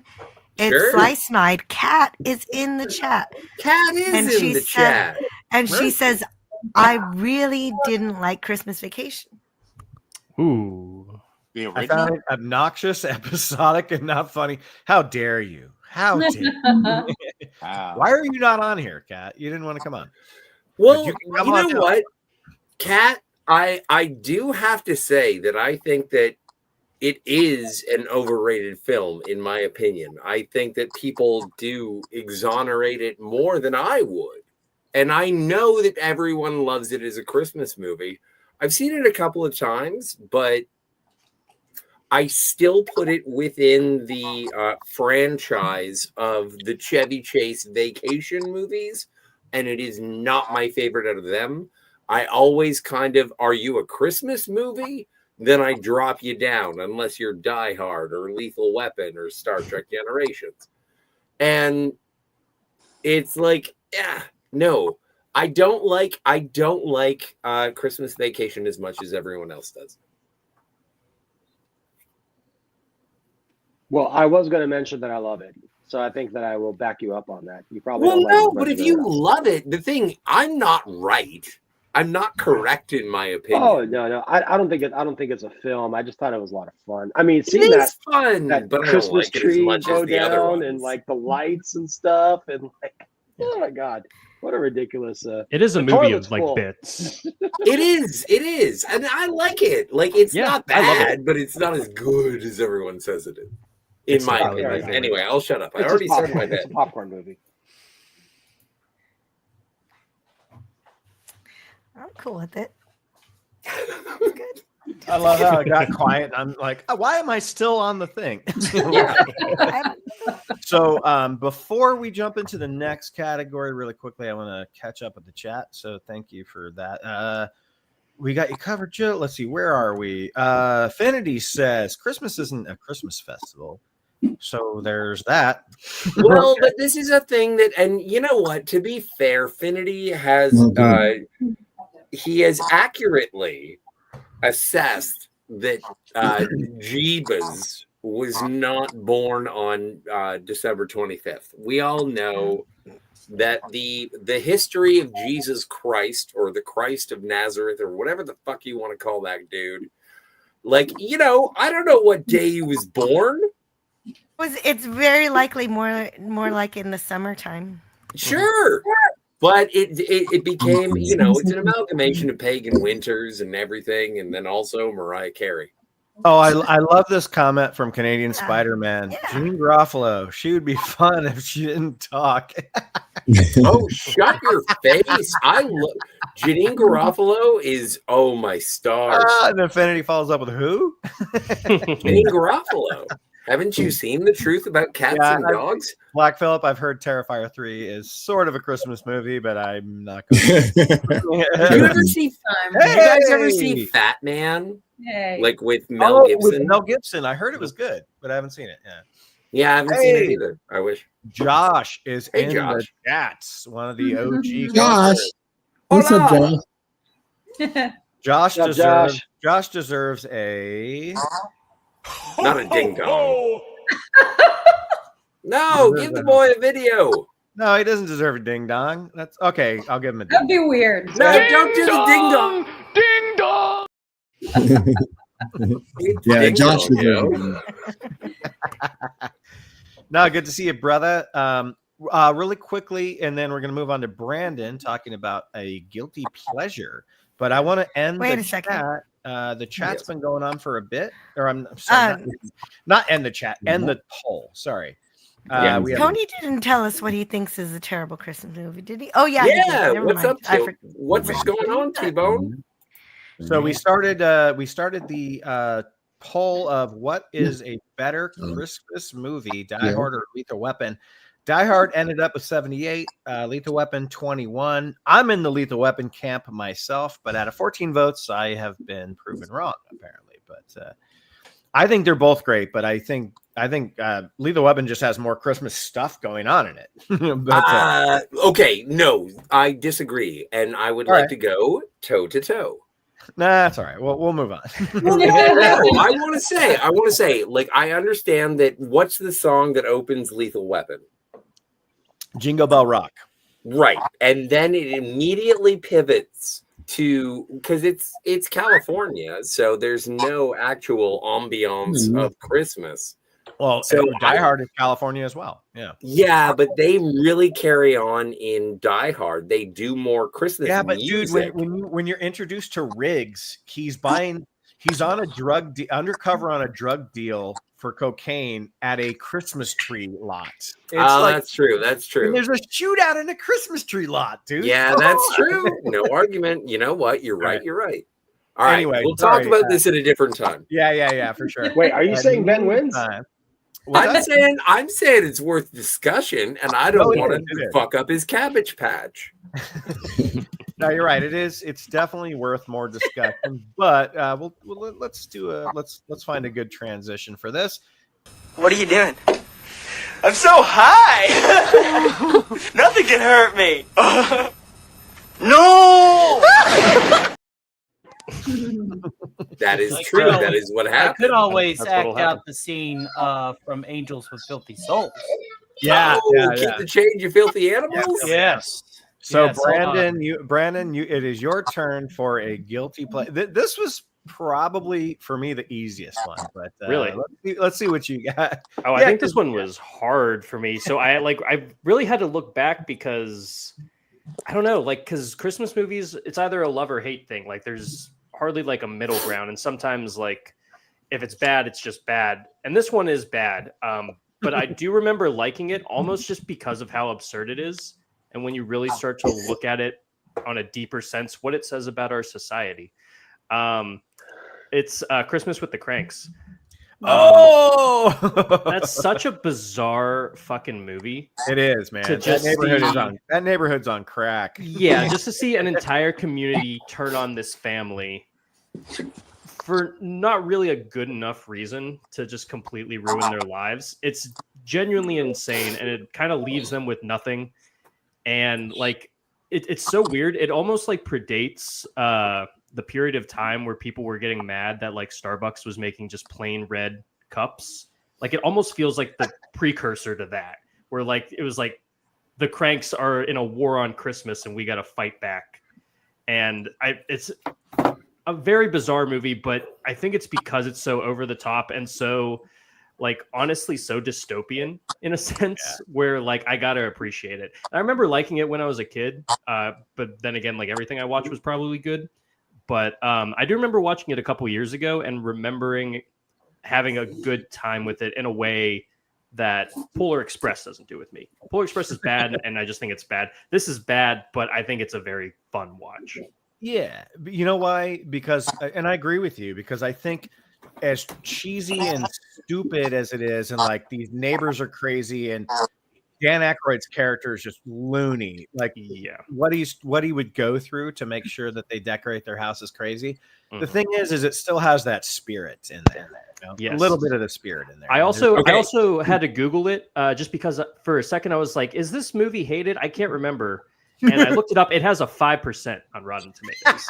So I would say it's pretty low down there. So that's pretty low. Well, a lot of Christmas movies have low that's fair. Rotten Tomato scores. But yeah, that's bad. Guys. I have an emergency ice cream headache. And I can do them as flashcards. I'm not going to talk a lot about them. These are not my movies. These are my dad's movies, and they are in his Christmas pile. So, well, if you'd like to dive in, play the bumper. 2 seconds. Well, okay. You will have an ice cream headache. I love your dad's collection. I know this isn't even mine. These are not my movies. These are my dad's Christmas movies. So we're going with the Benedict Cumberbatch. This is on Blu-ray, yo, and it looks great on his TV. Make me big. That's the highest. Make me big. That's the highest grossing Christmas movie ever. That? Yeah. What the fuck? Like, well, I never saw it. Great. Are you gonna make me big? The Grinch It's is average. It's extremely average. This came out like right before the pandemic, where everything in the box office just went to shit. So was this an Illumination thing or whatever? Yeah. Okay. Yeah. If I find any digital codes, I'll let you know. Hell yeah. Also, everyone's least favorite fucking pair of leggings. Oh, I love that movie. The Blu-ray Deluxe edition of all of these, my dudes. There we go. My dad has love good Rudolph. taste in nostalgia. I fucking love Rudolph, but I think Frosty is so depressing. Oh, whatever. Happy birthday. He'll come back next year. It's okay. Yeah. Also, this is my father's, so the Dean Martin Christmas show. Nice. I didn't even know that they this is something that they sold in the dollar store, right? Those are the only Christmas specials you'll see where everyone's got a cigarette in their hand. Here we go. I've never seen Love Actually. It's wonderful, Bobek. It's wonderful. Bad Santa on Blu-ray, Ben. The uncut, man. bad. You have to watch I the still uncut. need to see it. Home Alone 2. Mm-hmm. A Christmas Story. Hey. A bunch of Mickey Mouse. Oh, nice. Oh no, Scotty froze. I only With care the Mickey about- Mouse movies. No. I don't like Mickey. Mickey's creepy. Physical, Alistair Sim. Joanne, Yes. that's Josh's favorite Christmas carol. Yeah. Mine too. Mine too. Yeah, I love Christmas Carol. It's the family fun edition of Home Alone. All right, guys, I gotta Where's go. the I'm family being fun summoned. edition? I'm being summoned to the Hollow Earth. I gotta Well, go. and here's All right, your hey, faux hold on, fire. Scotty, hang Part on. 2. Really quickly. Huh? Tony, please come back if you can. If not, his link to his awesome channel is in the description. It's in the chat. Thanks for being here, but come back if you can, dude. We'll be on for a bit. Yeah, and enjoy talking about Nightmare Before Christmas. It's I amazing. will. I'll be back soon. Love you guys. You're the man, What's dude. this? Thanks, brother. Hi, Merry Christmas. You bet. All right. I'm out of here. Drilling Later, out. my friend. Later, my friend. Why does it sound like a roller coaster farting? Last time he was on, we got blocked because of all the sound effects he was using. He's heavy on the sound effects. He's like Carrot Top for sound effects. But for last but not least, I do want to say, the George C. Scott one is good. The George C. Scott Christmas Carol. This is so good. Yeah. That's the one that has the creepiest ghost of future. Like when he opens up the coat, like that one's creepy and weird, and because it has like kids. Remember, they hired like kids to come out of it, and you're like, oh god, that's so weird. But I love that one. Did you ever see the 1999 Patrick Stewart one? That was good too. No, you know what? I don't buy Patrick Stewart as an actor unless he's Captain Picard. Or... You don't like him? You don't like him as Xavier? Well, he's okay as Xavier. He's fucking perfect as Xavier. Yeah, but I met him as Captain Picard. So when I see him as Xavier, Wolverine, but make this it so. isn't true. You said that you put 5 movies before Star Trek featuring Patrick Stewart. Really? Oh, told me movies. Okay, guys. Well, since Tony has left, yes. After Brandon, it was Brian. So Brian, a guilty pleasure Christmas movie. There's a lot of them. So I love A Charlie Brown Christmas. Cool. Oh, that was why is that no guilty? guilt? Yeah. No guilt. Yeah, it's a great one. I really I use the fact that I love the Charlie Brown Christmas movie as a pickup line around this time of year. And hey, you like the Charlie Brown Christmas movie? Can I buy you a drink? Exactly. Did you also have a sad childhood? I just carry around a blue blanket. Well, but don't worry, the psychiatry is really cheap. It's only a nickel. It's only a nickel. All right, Brian. Sorry. What? Come on, give us a real one. Everybody loves. No, that's good. But I mean, the Frosty and the old Frosty 1960 thing and Rudolph. Yeah, I don't like that one. They're great. Why are you angry at it? I love those because they're so good. Like because it's sad. Because it's like E.T. Yeah, they're good. That's what I like to watch when. That's my guilty pleasure. I like those ones. Those are fantastic. Nah, those are good. I'm just busting your balls. Those are good. Totes. But Ben, because Ben came in and immediately delivered a terrible. Do you have a guilty pleasure, Ben? Yeah. Mine's easy. Mine's Batman Returns. I love that movie. A lot of people do not like that movie. I love that movie. It's really good. I didn't know anybody didn't like that movie. I thought it was amazing. And it's my favorite Batman movie. McDonald's didn't. It might be mine, but one's really good. But it's got problems as a movie. You know what I mean? Really? Yeah, I mean, like arguably, like if I remember correctly, he's not in the. It takes a while to get to him being Batman, if I remember correctly. He's a big side. Because it's mostly it's largely about the villains, and they're pretty interesting. Yeah, and some people aren't into that. Is my understanding. Well, but, yeah. You asked me what I heard, man. I'm just saying. But anyways, I love it. I think it's great. A great Christmas movie. I think the Penguin's great. Catwoman. It's all awesome. So yeah, that's my guilty pleasure, I guess. So is the last scene of Batman Returns not the greatest Christmas card to Batman fans ever? Yeah, I guess so. Can you refresh my memory? I haven't seen it. Yeah, what happened? Is that the final shot with Catwoman?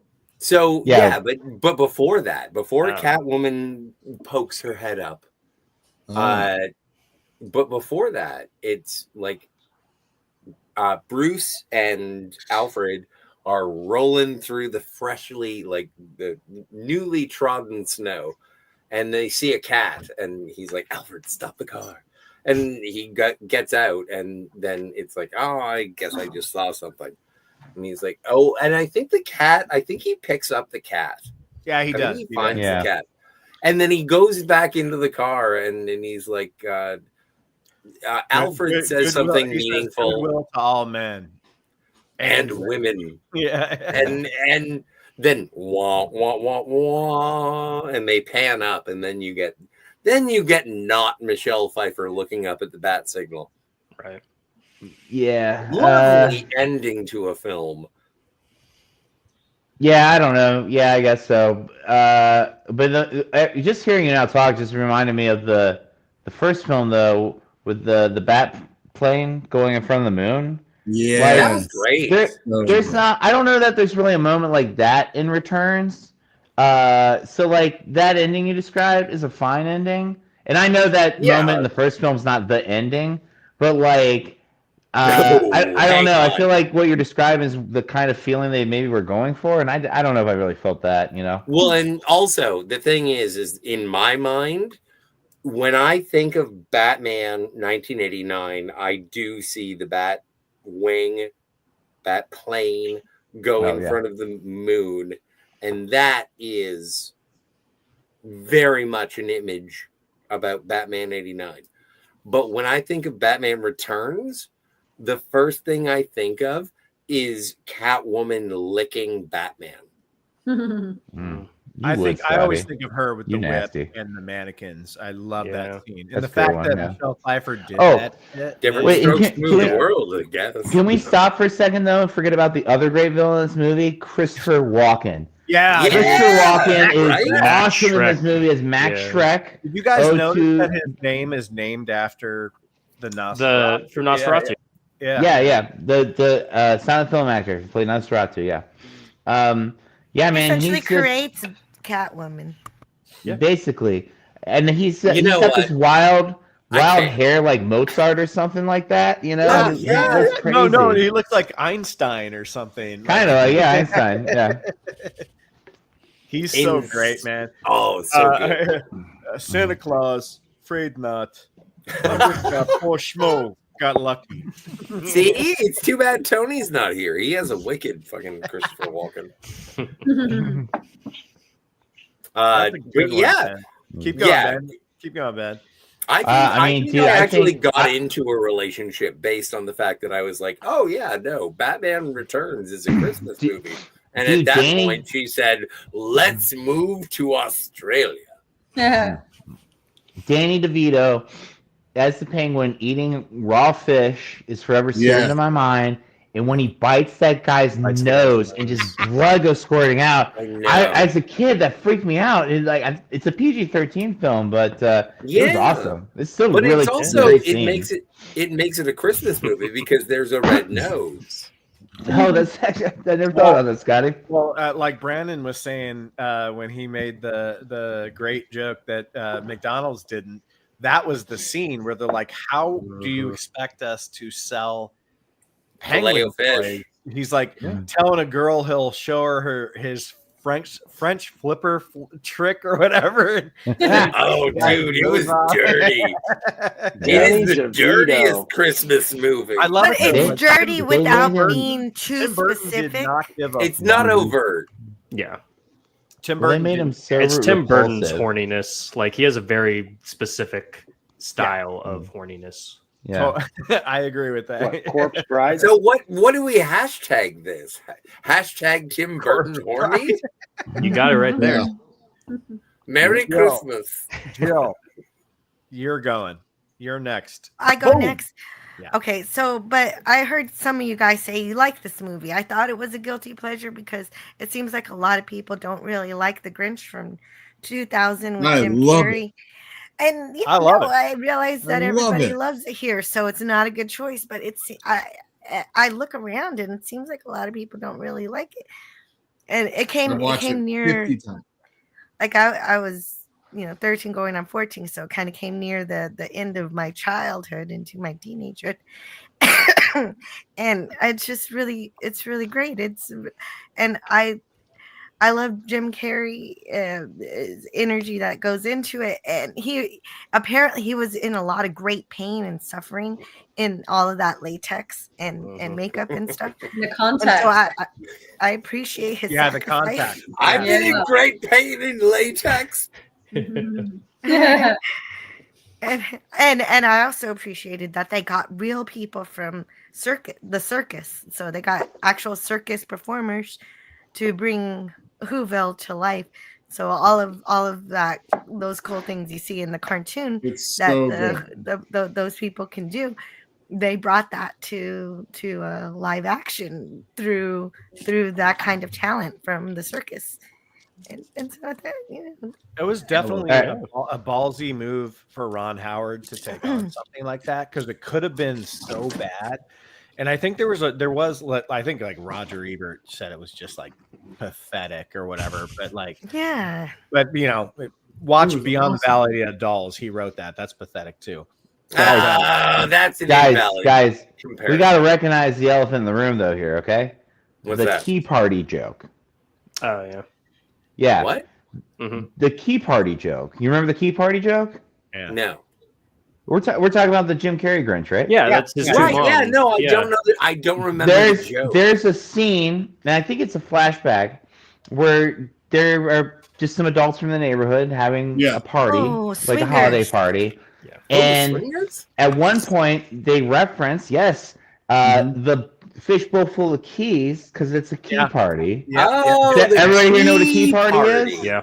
Oh, okay. That now I know what you're talking about. Ruined that movie for me. I want to throw up in my mouth thinking about Whoville swinging. Well, if you notice, Ben, like the whole Whoville girls, like all the women in Whoville were like ultra horny in that movie. It's all incest, man. That's why their faces look like that. You know what I mean? They're all sleeping with each other. other. Then you have the one like really tall actress who I love so much. I don't know her name as an actress, but the one that's been in love with the Grinch the whole time. Like, yeah.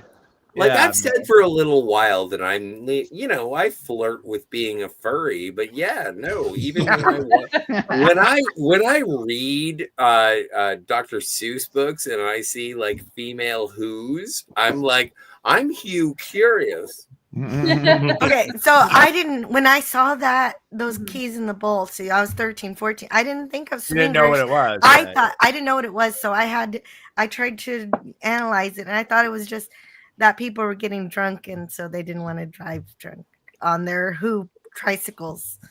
Yeah, I want to welcome our Steelbook Master of Christmas. It's Kat. Hello, Kat. Hi, Kat. Thank you for being here, Kat. I wasn't sure. Nice hat, Kat. Yeah, that's awesome. I love it. You're a cat with a hat. She's got the best jammies. She's got the best jammies in the. Yeah, I got my Imperial Walker Christmas shirt. But you know what, Jill, that's great. The 2000 Grinch movie, like I think that's a great pick because you can call it a guilty pleasure, even though like a lot of us on the panel really like it. It wasn't. I don't think it was well received, even though it made a lot of money. But like, is it better than Faux Fire 2? I don't know what that is. Well, it's a Faux Fire. What it did do, though, was it really expanded on that really, really short, condensed story that you get, and it gave you so much more, and it gave you that great heart between the Grinch and the little girl and Cindy Lou Who. Yeah, they aged her up a lot. She wasn't 2 anymore, but it still works. Yeah. She had the dildo hair. She had the dildo hair. No, but the original animation, like the original Chuck Jones. No, I know, but it was so short. It was no. I love it. I'm not disrespecting the original. It's just there wasn't much to it. There wasn't much to it. It was like the Grinch pulls down the lights and blah blah blah. Then it becomes good. Like the movie goes so far. It goes a little deeper. Yeah. Yeah, and I loved all the practical effects in that movie. Me too. Yeah. And he spends only like 10 minutes of a 2-hour movie actually stealing Christmas, which I thought was very weird. Yeah. I thought they were going to expand that segment. I thought that was the whole appeal of doing that as a feature film, is that you could spend a lot more time and do a lot more creative stuff, but it was mostly an origin story. I think they just wanted to let Jim Carrey be Jim Carrey for 2 hours. Well, and also with I have the original animation if I So want to do see I. Christmas being completely stolen. Yeah, or the book, or I've got the book that puts 2-year-olds. So who is next? Who have I? So Brandon went, Brian went, Jill went. Did Kat go? Let's go with Bobak. We'll go with Bobak, and then we'll go with Jill, and then we'll go with Kat. Bobak's next. Yeah. All right. Well, I'm guilty pleasure. I'm gonna have to omit the word guilty because I can't think of any guilty pleasures. I'm just going to remind everyone of the greatest Christmas movie ever. Can I get a full screenshot on this one? Yes, I'm sorry. I should have done that already. My bad. Story. You'll shoot your eye out, kid. I mean, this is something that for me has to be on repeat, and I'm not guilty about it. I just can't. I don't think you understand the assignment. Well, a lot of people don't like that movie, and I don't know if it's just like the overplayed like 24-hour thing on Christmas. A lot of people don't like like it. A lot of people don't like it. You know, honestly, like I'll just watch my favorite scenes on repeat, but it is just so good, and I just love it. It's one of those movies that spawned an awesome TV show. You know, the Wonder Years, and which was nothing to do with this except for a narrator talking about his childhood. But yeah, Christmas Story, not guilty at all. I just can't think of any bad Christmas movies that I like. You know, because what about Ernest Saves Christmas? Yeah, that's pretty bad. That's actually not bad. That's not bad, Brian. That's not a bad guilty pleasure pick at all. Yeah. But there's so much to the Christmas Story. But I will say that It's a Wonderful Life is my guilty pleasure. But I will say that every sequel to Christmas Story, and I guess there's like 5 of them. I just Googled it. Never seen them. You know, horrible. The ones I've seen, really, really bad. You know, you just can't remake the magic of the original. It was just so perfect. The 2022 It's a Christmas Story Christmas. I loved it. You saw it? I really liked it. That one was good. I liked it right now. I want to watch that after the show. I thought it was really good. It was really. I loved it as an idea. It bringing back the original character. You just think it was boring, or what? Like, no, they're just trying too hard to like recapture it. Like when you have a sequel and like the Austin Powers. You think it was like fan servicey or something? Yeah, they're just like, okay, these are the scenes that really worked, and so we're just going to redo those scenes with a twist. And like, I don't like that when they do it in movies. You know. I mean, it just didn't work for me, but I love the idea of it. I wanted to like it. It was more touching, but I just couldn't get into it. I don't think it was. Yeah, I don't think that it was like the first one at all. Like, did you watch that movie, Bob? Or just bullshit? I am so thankful that I didn't see it. No, they try to I like could go have the a whole cigarette. You guys fight like gladiators. The sled thing was great. What they did with the story with the dad and everything. I thought it was touching. We're not here to tell somebody they're wrong. That's not the point. I will say that it was bearable. For all the Christmas Story sequels, it was the one that I watched probably 3/4 of it. You know, like it was pretty good in that sense. And I just love seeing all those actors aged up. You know, I mean, it's from '83. Those people are not too much older than me. And so like I really kind of identified with, being an adult and having to be in charge of Christmas and all that. But there's just no way to recapture the magic of the original Christmas Story. I agree with that. Yeah. But then again, like you're saying there's no way to capture the spirit of a Christmas Story, yet you're calling a Christmas Story a guilty pleasure. Well, I had to cross out the word guilty because I just can't think of any. You did. Yeah, like if I don't like it, I'm just not gonna watch it. You know, you cheated. Yeah, I got nothing for you. I'm sorry. No, that was great. Joanne, how about you next? All right, I actually chose Jingle All the Way because great one. Nice. Yeah, I Put that cookie down. I can watch that over and over again. I can hear his voice over and over. Give me the Turbo Man. Yeah, it's a great movie. I consider it a guilty pleasure because I'm like Jill. I actually didn't know until recently that it wasn't really considered good. I learned today. Yeah, I was like, what a classic, Christmas movie. It's good. It's funny. I thought the story was pretty good, but anyway, that is my guilty pleasure. Hey, there you go, Brandon. Bummaster Juan says, I love Xmas with the cranks. And I saw the comment about Mr. Bean's Christmas too. I should watch that. I've never seen that. I've never Me seen neither, it. but I do like Mr. Bean. Did you guys ever? Yeah, go ahead. Sorry. Oh no, I was just. I want to change my pick. I just remember now, like I love Babes in Toyland, the one with Keanu Reeves. Oh, with Keanu Reeves, yeah. And it had Mr. Miyagi in it, and Drew Barrymore. That one. That's a good guilty pleasure because that movie is not well received, but it's a joy. It's a joy. That was when Keanu was still doing the like, I don't know where I am type of thing, you know? Yeah, it was really. I like that movie. That's cool. No, I like it too. I like it too. Boy battle at the end. Canadian Spider-Man says, I explain in a much longer format lemon pie, but it's a theory. Oh, okay. I think they're all having conversations amongst themselves, so I don't know what's going on. Let's see. Yeah, well, I love it. I love it. The chat is conversing without us. That's wonderful. I love it. Now you're going on Santa's list and you're getting nothing. Fuck you, Santa. Anybody know what that's from?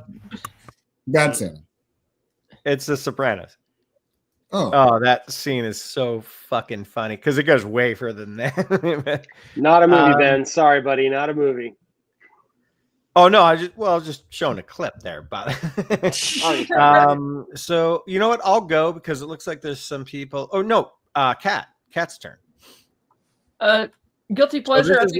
Well, you know what, Kat, you can do a double feature of a terrible movie and a guilty pleasure because I don't think you're here for the first part, but you can do it. Terrible movie, I would say, like just about any of the Hallmark stuff. Yeah. Definitely. Well, you know what it is, Kat. You know what it is. Say it, Kat. Say it. Say it. The shoelace movie. I can't. What was it called?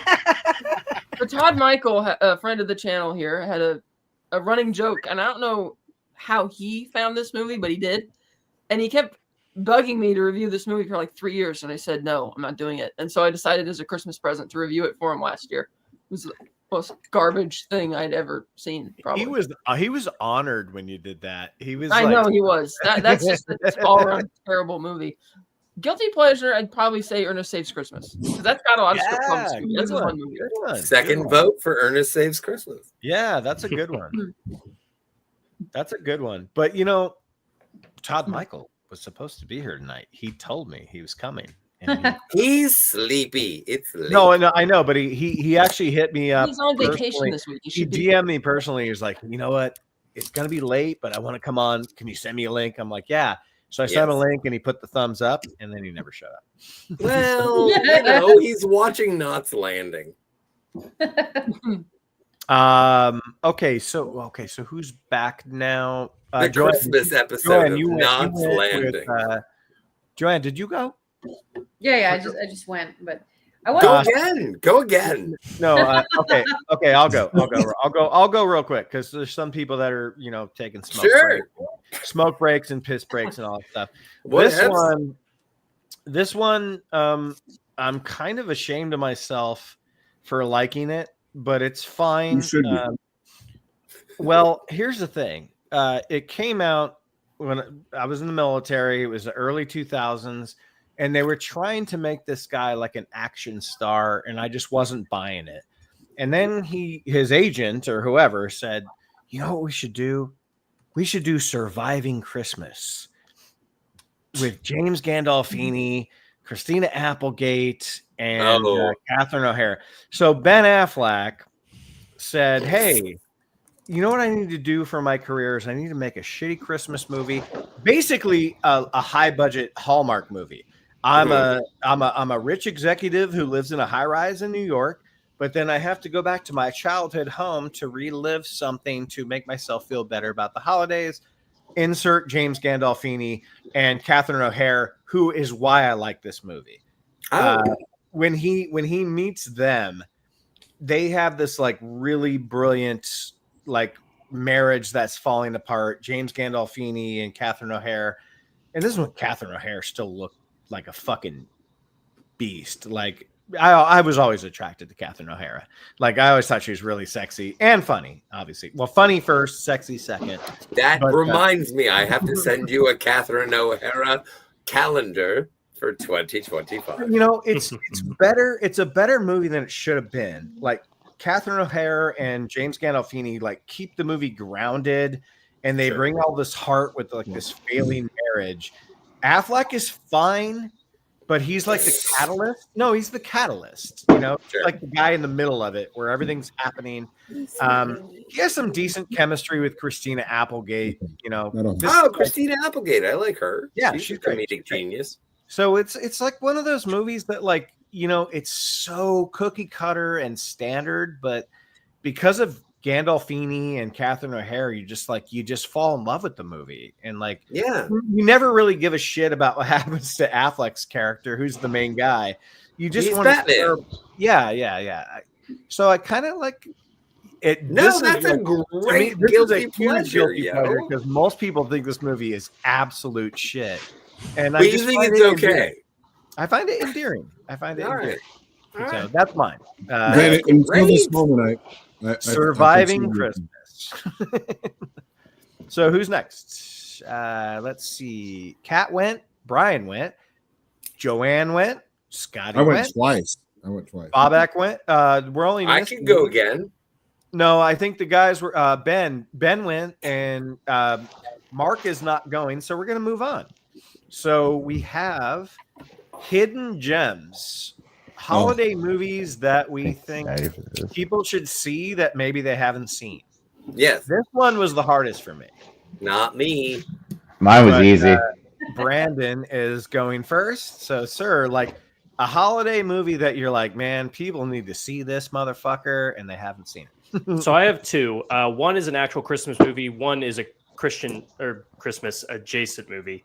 So the first one, I think it came out in 2019, 2020, and I was kind of surprised it didn't blow up as much as it did. But Klaus, a Netflix original animated Christmas movie. Interesting animation, right? Like super cool. Yeah, because it most of it is 2D hand-drawn animation, but it's stylized to look 3D.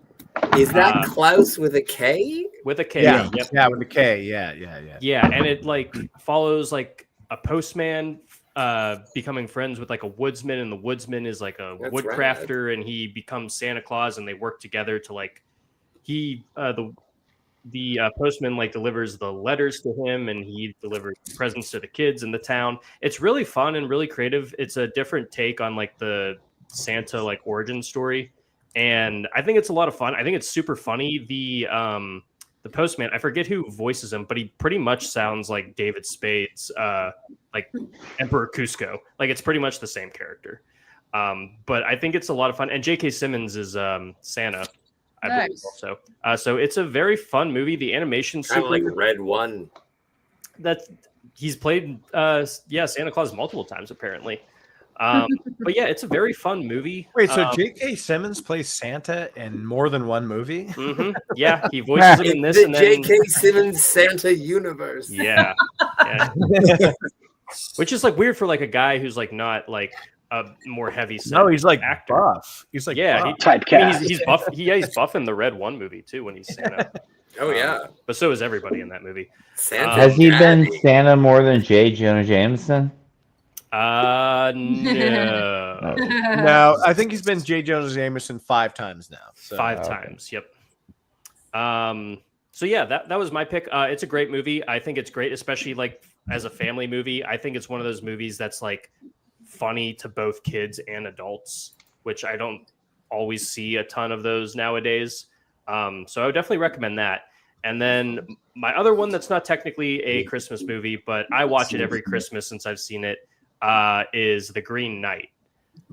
So what the hell? That's a Christmas movie? It's a Christmas movie because he's got to go back next Christmas to challenge the Green Knight. The very first like the day it's set on Christmas Day, and they're having a Christmas party.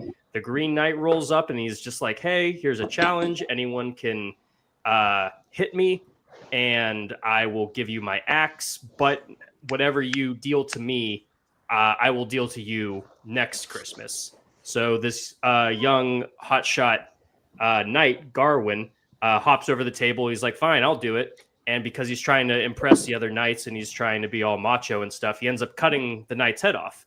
But the knight's a supernatural creature. So he picks up his head and he's just like 1 year hence. And so once next Christmas rolls around, Garwin basically goes on a journey to find the knight to essentially get his head. When do we roll the die 20? It's honestly like he rolled it, and I don't know what kind of. I'm sorry, I'm not a fantasy guy, and the more you go on, the more I'm just like, don't be rude. It's true, but no, it's not like a big Christmas movie, but I think there are some elements of Christmas. I've heard it was very good. I just didn't know it was a Christmas movie. It's a very good movie. I love it. It's one of those movies. Like when I saw it, I thought it was good, and then I just like couldn't stop thinking about it. And like the more I've watched it, I love it more. What I would think I connects it to Christmas, other than it being set on the day, is just kind of like the growing dread of the holiday approaching, which I think a lot of people can relate to. Like it's not always the holly jolly kind of time of year that everyone would like it to be. So I think there's some I'm just connection looking there. for three wise men. There are what you could maybe consider three wise men. I'm hanging out with very many wise men right now. Yes, that is true. So I can pick and choose between all of the wise men. That's fair. But Green Knight is definitely a solid one. A little bit more unconventional. And then just to throw it out there, everyone should be watching The Holdovers now. Best new Christmas movie. Yes. Yeah. Oh, which one? God. Holdovers. Yeah, my favorite movie of last year. Same here, Brandon. Phenomenal movie. Watched it again, cried again. You know, it's. You know what? I haven't seen it, and it is my delinquents. Favorite movie of last year. Paul Giamatti should have won the Oscar. Absolutely. I think Cillian Murphy's great, but Paul Giamatti just runs circles around him last year in that role. But should have won Best Original Screenplay. Yeah. And well, dude, they hate Alexander Payne. May I just say something about, like, everyone says that the Oscars are bullshit. Hi, Lily. And everyone says that no, like, you know what? Whoever wins, who cares? Like, you are clearly of the decision that Paul Giamatti should have won, right? Yeah. So, let's say he did. Now, here's the best part, is that he got the best announcement of nomination from Nicolas fucking Cage. Yeah, he did. It's true. Yeah. And I would, if I were Paul Giamatti, which I'm not, if I were to sit there and have Nicolas Cage say what he said to me, and I would be like, dude, that is such an honor. Thank you. I don't even care. Oh no, I don't even care if I win. Paul Giamatti probably cares less about winning that award than we do. You know, like, and then, when was the time that he had the Oscar and then he was eating at In-N-Out? No. That was the Golden Globes, and that was that. The Golden Globe. My mistake. He did win for that. In-N-Out, which is such a great perfect to his character Miles when he goes to a burger joint and opens up his 64 Chava Blanc. Like, it's like, it's like fucking clockwork right there, you know? But anyway, so Brandon, that's a great one. That's a great pick. Love that. Also, Fred Claus, where Paul Giamatti plays Santa. That is true. Bobek, let's let you go next. Your movie your holiday movie that you don't think people have seen enough that you love. These are all hard for me because, like, I can't quite think of. I don't know that much about the movies and stuff. But for me, the modern Christmas was created in the Victorian age, and there's two stories: the poem, "The Night Before Christmas," and "All Through the House." You know, not a creature stirring, not even a mouse. That is where we get the term "Merry Christmas" from. And the other story, the Christmas Carol with Scrooge. Really, I feel like is part of the origin of the modern celebration, the modern version of Christmas that we celebrate. And so I love whenever I see any kind of Scrooge movie, but the one that I just remember just now was Scrooged from 1988 with Bill Murray. And, you know, Bill Murray, he just brings such like a light presence. Like he's so just joyous and just mischievous, you know, in general. Right. And I just really loved his portrayal of Scrooge in that movie. And just seeing like, you know, that 1980s version of that classic story, I feel like, I don't know, maybe it hasn't been seen enough. It's not that obscure. I'm sure we've all seen it, you know, but I got the Blu-ray, yo. Yeah, yeah, it's great. Go, it's Scrooge as a TV executive. Exactly. You know, Scrooge is a TV executive, yeah. But the thing that holds it together is Karen Allen. Karen Allen, yeah, playing Carrie Phillips. But yeah, you know, there were so many great things about that movie. I just really love anytime Bill Murray gets in front of a camera. He's one of those people that like, he's silly and he's goofball, but usually I kind of eat it up. And so I think the Scrooge is probably one that I want to go back and watch again, even though it's not that obscure. So I don't know if it's, you know, it's making it in. No, it's perfect. Yeah, and Bobak, I 100%, 1,000% agree with you. I love that speech he gives at the end where you see Bill Murray for the first time, like really showing these dramatic chops.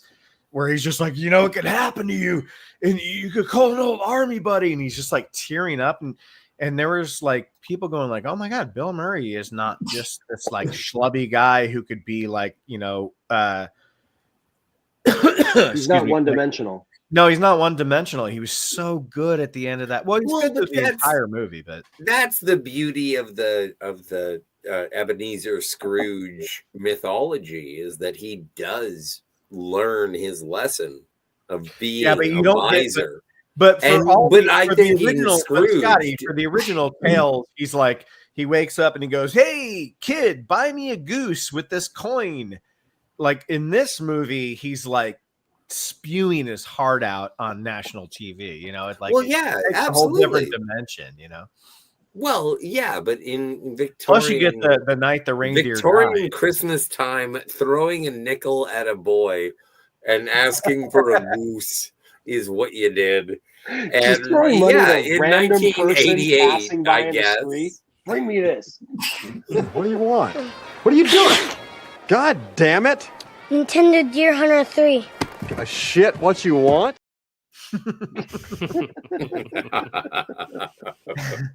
No, but I think Scrooged is probably my favorite.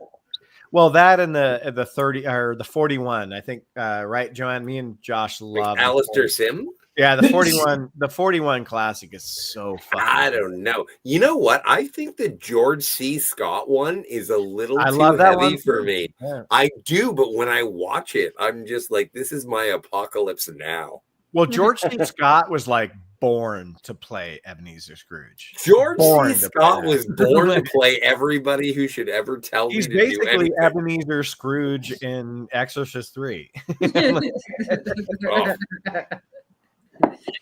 Oh shit! Oh man, I'm sorry, I missed Ben. Ben had to go. Shit. Oh no! Well, he put his pick in there. If you wanted to say. Yeah, he wrote in the private chat that he had to bail, unfortunately. But I did read that, and I didn't mention. And me and Ben have a show coming out on Saturday, Flights and Flicks Holiday Edition. So hopefully, do you guys have any coupons for eye drops? I don't know. Raider looking high. Jill, since you're here, you're next. No, my eyelids are sticky. So okay, Jill, we are talking hidden gems of holiday movies. And when I thought of hidden gems, I think of the fact that we're all on different streaming services, so we don't see the same Christmas movies. So one of the Christmas movies I saw was a Netflix one that I think if you don't have kids, you probably didn't watch this one. This is called The Christmas Chronicles, and it has Kurt Russell as Santa Claus. I fucking love it. Yeah, me he's too. He's the best Claus ever.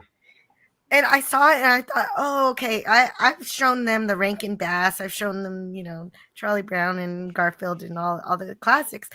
And so I thought, oh, hey, here's a new one. Let's see what this is about. And it was really good. I was so happy that something that I would, I thought I was just putting on for the kids was actually entertaining for me too.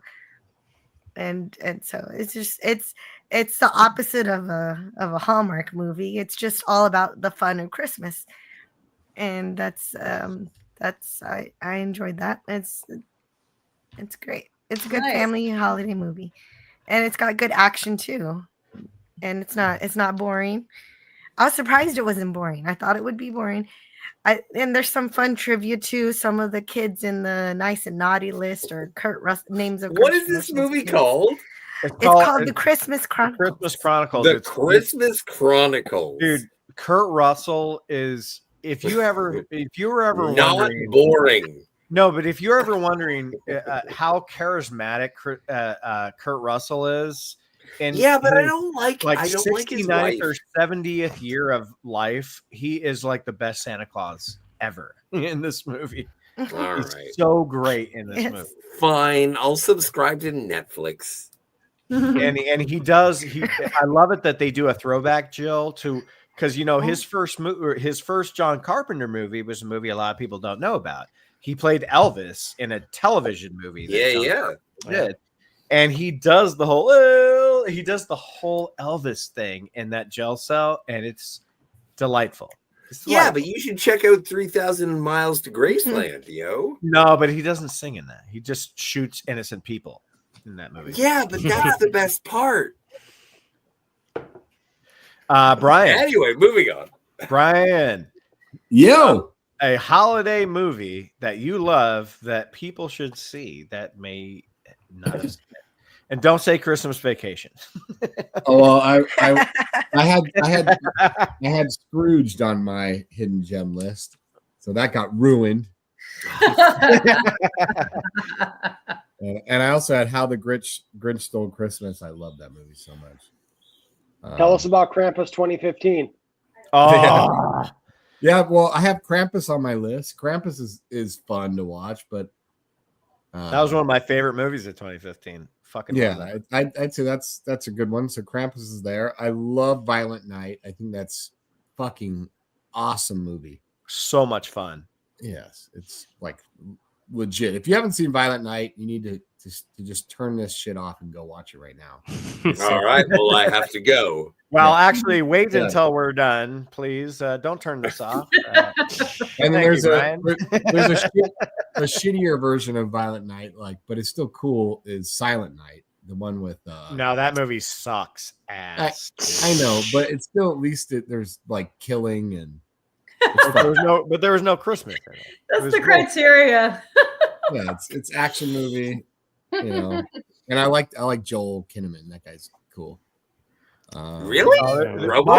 By the way, this is great. Well, Joel Kinnaman was also in. Wait, hang on. Lemon Pie. No, Joel Kinnaman was in For All Mankind. He's great in that. Hang on, is Bad Santa in the same universe as Fargo season 1? The thing I love about this question is that yes, it is. No, because the Coen brothers produced Bad Santa. So there's a little correlation there. Yeah. Anyway, That's sorry. cool. Continue on there, Brian. No, and I think those are my main ones. So I like all those movies. They're fun for me. The Santa Claus was good. Bad Santa. I mean, I don't even think that's a hidden gem. If you haven't, maybe this population on this show right now has seen Bad Santa. How many Christmas movies has Joel Kinnaman been in? One. Definitely just That's one. it. Yeah, but he's in that awesome. What's the one where he? So he hasn't stooped to Hallmark films yet. No. Okay, good. But good for him. He's that cop. That one. The cop up in Seattle. He was the RoboCop. No. I'm talking the really good. I'm just saying he was the RoboCop though. Didn't he get killed in a Suicide Squad movie? I'm sure he'll look a lot right, more like Scotty. Santa in Killed season by 5. Peacemaker, who is now a good guy or whatever. No, And in season 5 of For All Mankind, I'm sure he will look more like Santa. 'cause Like, he already who's looks better, Joel Kinnaman or Scott Eastwood? Scott Eastwood. Oh, you don't have to answer right now. You Joel don't have to Kinnaman was answer right pretty now. good on House of Cards. He's pretty good on House of Cards. That's a tough one because Eastwood is actually way more dimensional than. Do you want Scott Eastwood to be RoboCop? I don't want anybody to be RoboCop except Peter. No, Weller. I know it's a horrible existence. You have to be blown up. You gotta watch. You gotta watch The Killing. You've seen The Killing, right? Yeah. The movie? No. The Killing, the TV. It's No, like I don't. TV. I don't Well, have that's TV. that's based off the short story Killing. Yeah, I've seen he's it. really good in that. Nothing No, can I kill the saw grimace. it. All right, we're done here. Good reference. Delicious. Thank you. See, Mrs. Santa caught me fucking her sister, and I'm out on my ass now. What's the one? He's in the one where they have to kill your the stack that's in your neck or whatever. What the fuck are you talking about? Oh, No idea. No. It was like a Showtime. Kalima Shakti. Don't blaspheme. Don't you put that evil on me, Ricky Bobby. Oh, Altered Carbon. Oh yeah, Altered Carbon. Yeah. With he was really good in Altered Carbon. Falcon or whatever. Yeah. He was awesome in that. That Altered Yeah, he Carbon. was. Yeah. Joanne, I'd your say- turn. You ready for? Is Joanne ready for her guilty pleasure? She's so good at these. She's so good at these. She already had Grumpy Cat. Hidden gem. Already had Grumpy Cat.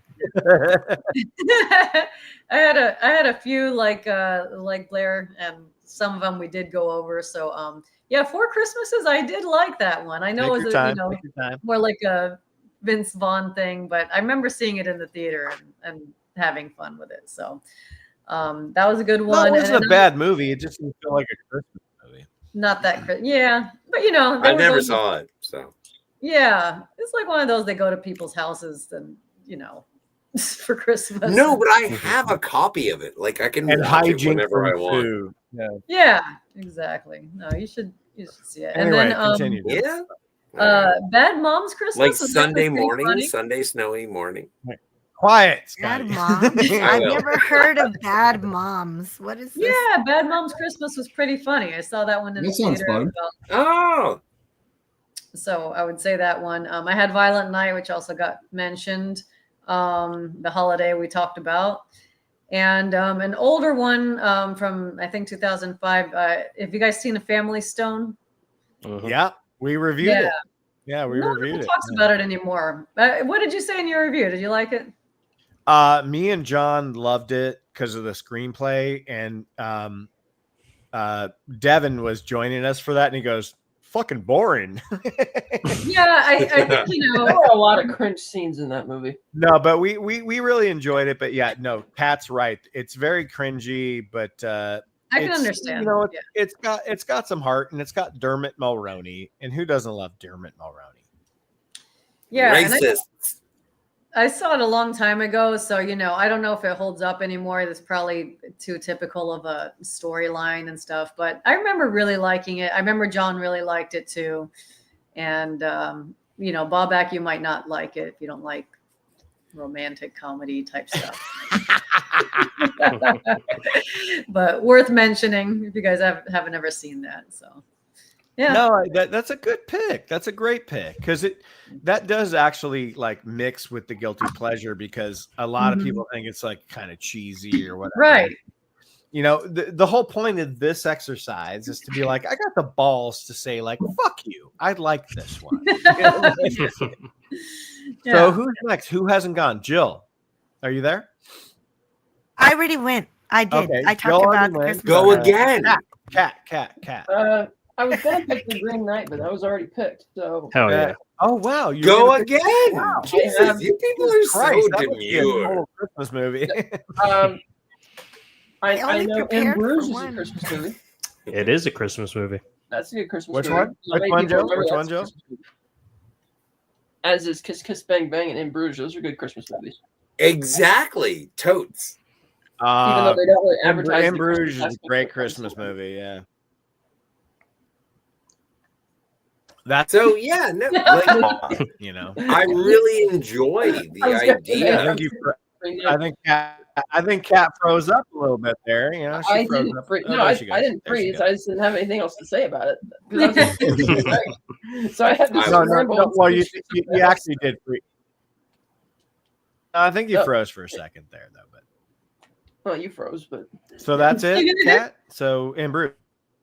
Yeah, that's a good one. I mean, I was fucking love that movie. It's a great movie. Great Christmas movie. Well, and I guess who has not like I gone do, yet? I do Scotty, have to Scotty, go. Scotty. I do have to go. Okay. So, but I would like to say that the movie that I want to watch every Christmas, and it is a juggle. It is one of two. It is Die Hard 1 or Die Hard 2. Yeah. And that's it.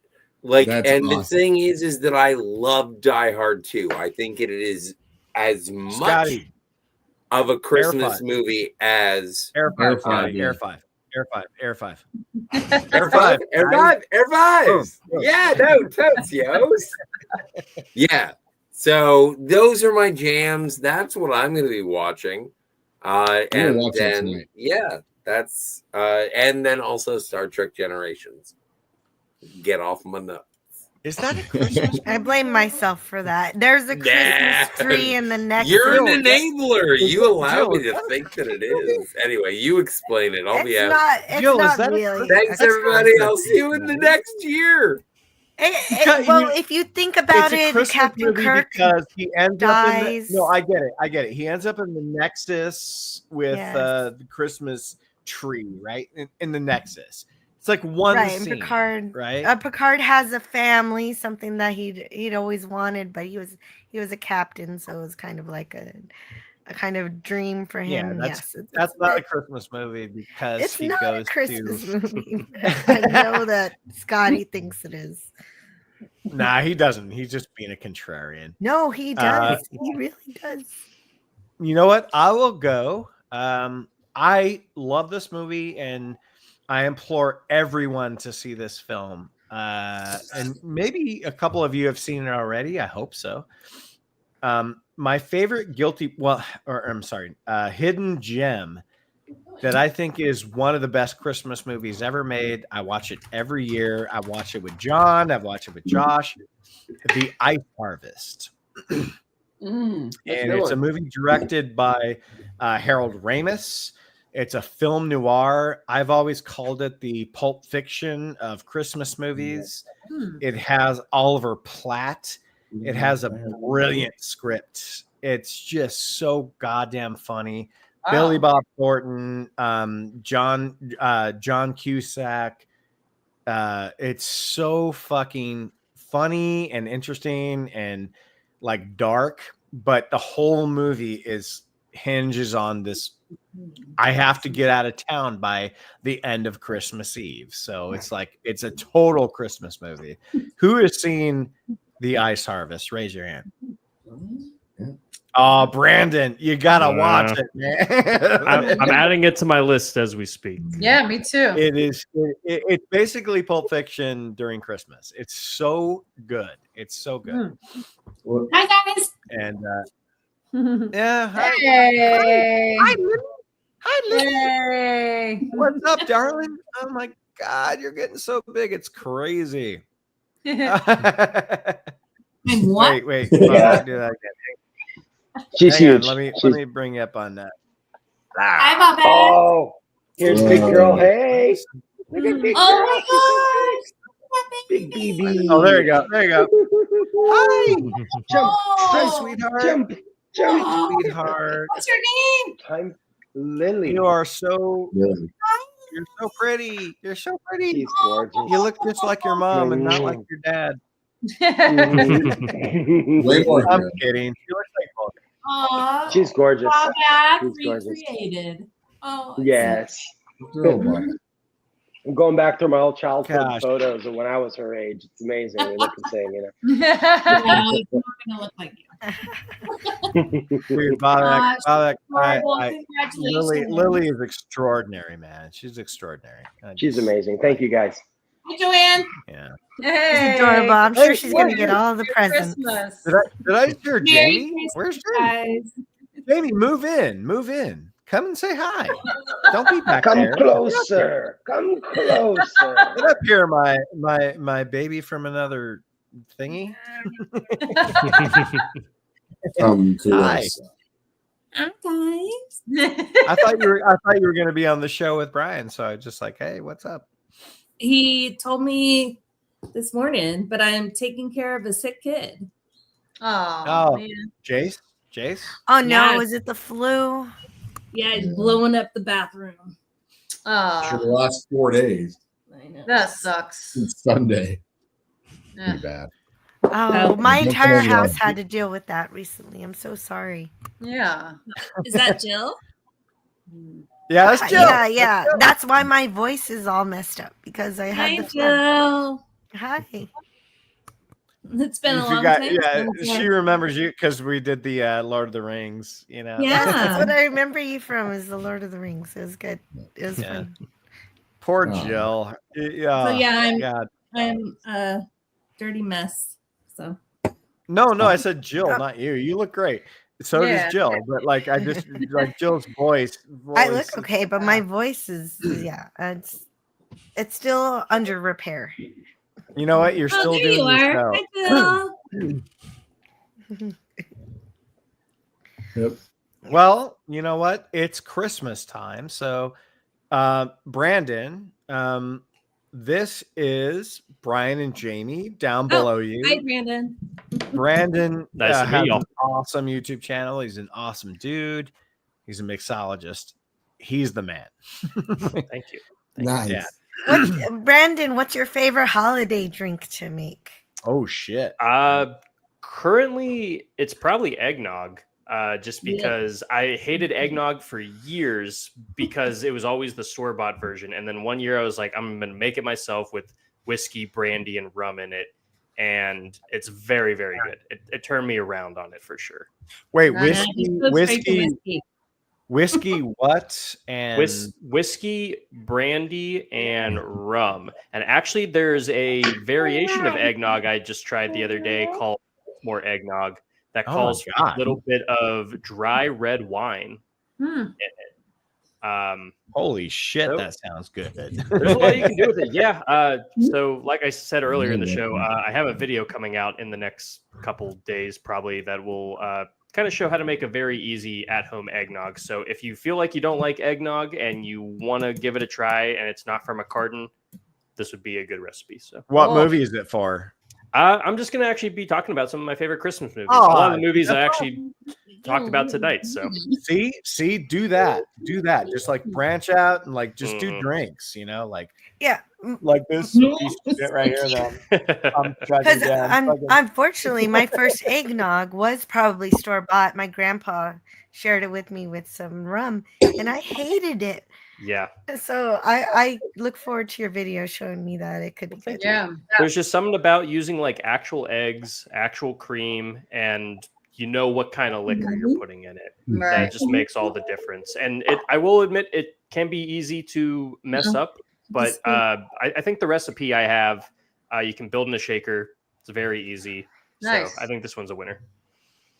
Jamie, before you leave, don't leave, Jamie, because I thought you were going to be here. I thought you were going to be here the whole time. Do you have a terrible Christmas movie, a guilty pleasure Christmas movie? Or, No. we'll leave it at that. A what? A terrible one? What's a horrible Christmas movie that Anything that's from Hallmark. There's a consensus. It's unanimous. Yeah, okay. We all agree. Jamie, just say the holiday. Just say the holiday. No. Well, you all know that my favorite holiday is Halloween. Hi, So- darling. Hi, beautiful. I just love squish her. Oh, She's like, thanks, Aw, Dad. he's so Thanks, Dad. That feels cute. wonderful.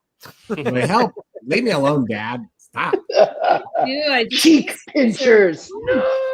Eater. Sorry. Jamie likes Halloween. Love Halloween. I She saw likes Krampus Halloween. on Halloween as a Halloween Christmas crossover. Amazing. We're gonna probably watch Terrifier 3 tonight because I heard that that's a Christmas movie. Hell yeah. It is, right? It is Christmas It is. themed. Yeah. Don't watch Then that, you asked Brian. me Don't watch my that favorite. bullshit. Do you know what you should Then you watch? asked me my favorite. Yeah, yeah. Well, you can give it to us, Jamie. Your guilty pleasure and your what's the other one? Well, every I know time you love I the Christmas wrap presents, it is White Christmas. Yeah. Well, really? You I like? Okay. I can't wrap presents without White Christmas. In the background, the music, right? Yeah. No, I watch it. Oh, okay. Yeah, White Christmas is good with George Clooney's mom. You guys are Yeah, racist. but that is something I watch every year. Guilty pleasure. Come on. A movie that you know is shitty, but you like to watch. Yeah. Which ones? Because we already talked about this. Debbie So Does Santa. Debbie Does Santa. No, don't ask him. Debbie does. Debbie does the North No, Pole. which one? A guilty. I don't Oh my really God, that's a have good one. a guilty pleasure. Ginger does the Christmas tree. I mean, Right, That Lily? guilty pleasure is something that most people don't like, but you do. Yeah. Yes. Right? Well, it's a movie that you like that you think people don't like, but you like it and you don't give a fuck if they like it or not. She loves Grinch Stole Christmas for sure. Sorry, That's like Lily. Sorry. totally her. Earmuffs. Grinch Stole Christmas for sure. Yeah. She's Dr. too young. Seuss. She won't get it. That's, But I don't watch that every year. Every year I have to watch. Hell. Well, no, that's for you. Bobak, No, but I do love Bobak, it. I think it's time for a little. Get the fuck out of here! No, I cannot. It's serious.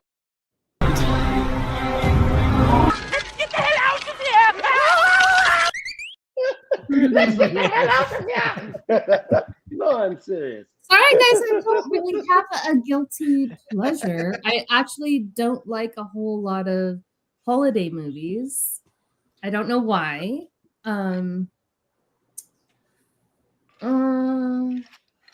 The one I go back to all the time is White Christmas. All right, that's fine. I don't know why, but I like A Miracle on 35th Street. Oh yeah, 34th Street. no, I hate that one. Mhm. I That's don't good. like He goes it. to Santa goes to jail, or he's like, they're trying. He's gonna go to jail or whatever. That's good. I like it. so- That's why I'm not on the special because I don't. I just have one quick question about the movie White Christmas. Is whenever I listen to Bing Crosby singing "I'm Dreaming White Christmas," is that from the movie? Yes. Yeah. Yeah. Oh, now I have to watch it. Yeah. Yeah, my Bing list. You Crosby. never watched it? It's good. Bobak. It's good. I've my got the God. song on repeat. It's legit. You need to watch it. It's just I don't know why. It's a Maybe great- it's from my parents. I don't know, but it. Pabst Blue Ribbon! Oh my god! It's really good. All right, I'm leaving. White Christmas. Oh, Love you, I Ben. love nostalgia. Merry Why are Christmas. you leaving? Why are you leaving? You just got here. I love White Christmas. It's really good. The story's good. Singing's good. No, the whole thing is great. They don't even make movies like that anymore. It's I'm No, gonna they- watch it too. I don't think I've seen it either. oh wow, It's yeah. in It's got your Rosemary house, Clooney. it's in your Yeah, it's on my present. list now. Really? I literally put it on my list as you were Wrapping talking. presents. That's what I do. Yeah, You it's know what legit. we're gonna do is we're gonna end this, but we're gonna give. Oh shit! We will read some chats first. Anybody that has to bail, please feel free.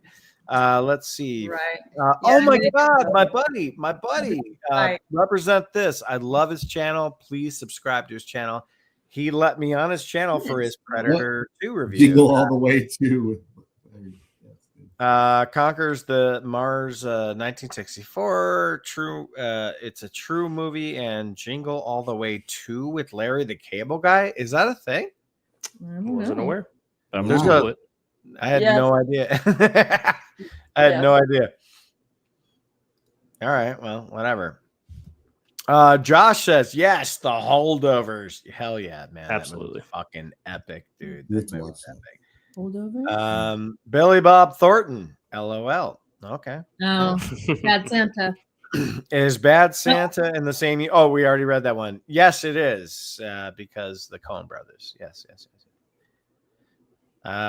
Finity says the family have just gone off to the lake. Spidey so hot. I don't know what that means. It's really hot outside where he lives. Here's a new one. Joanne, are you here? Or did she bail already? Oh, she's gone. Scotty is the biggest She-Hulk fan I know. I don't know. Yeah. Okay. Merry Christmas, Jill from Lemon. Merry Christmas, lemon pie. Canadian Spider-Man says eggnog is so damn good with rum. Hell yeah, it is. Absolutely. Hell yeah. Yeah, and I probably would like it right now, but when it was my very first liquor, I think it maybe wasn't. Oh, did you guys have the old dude? Old dude? Yeah. Old dude? And, what's the old dude?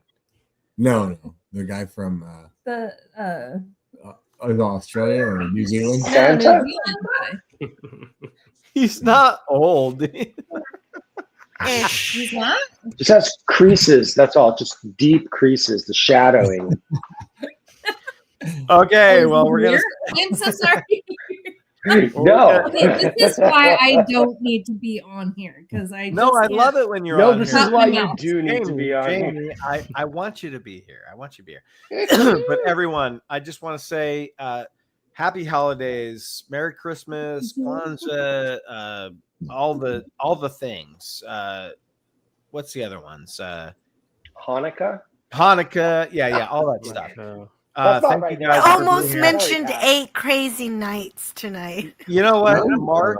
I want to thank Mark so much because he didn't really have much to say, but he just was here because he's part of the show. So I love you, Mark, and I miss you. I'm glad you too, buddy.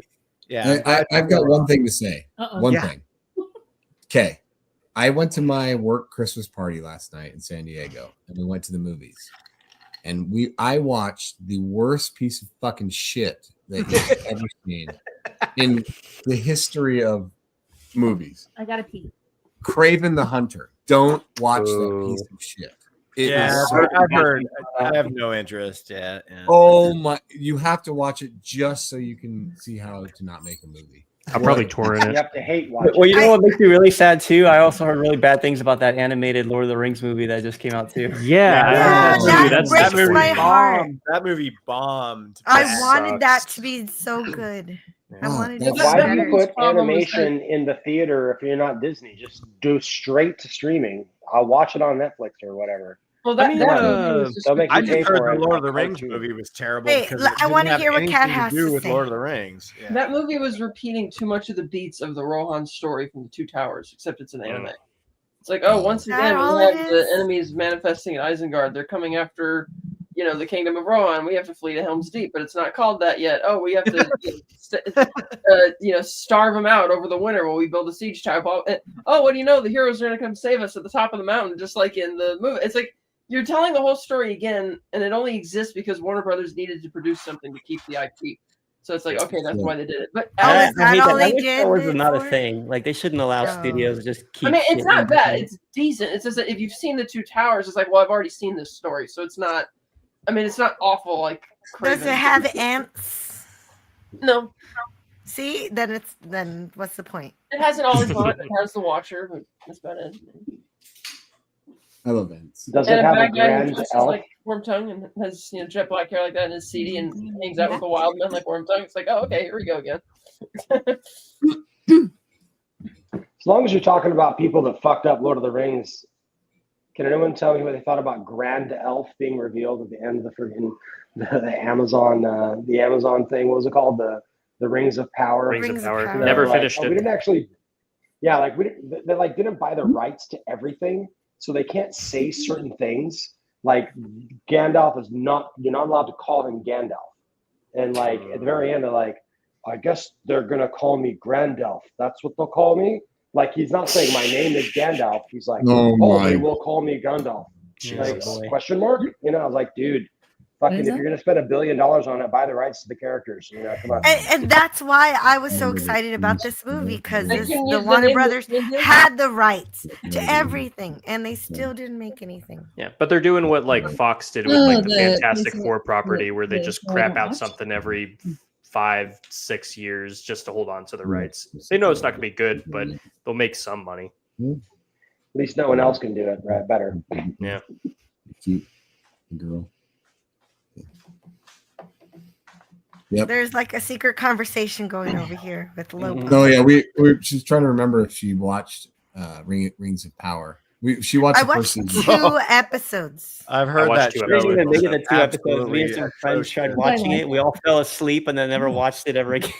Yeah. Not the It was difficult. It was. I watched it because there was like nothing else on, and I feel obliged to watch Lord of the Rings just because. Like, even though I know that this new cartoon is horrible, I'll probably watch it because I have to watch everything called Lord of the Rings. I still want to see it myself. I'm under this kind of delusion that maybe it'll be way better than people think. What me and Mark can tell you that is 100% and the big dude to be awesome is Cobra Kai. It's fucking great. It's a fucking great show. Like you can call it a simpleton show, but it is so intriguing and wonderful. And like it's like, well, we're getting another Karate Kid movie now.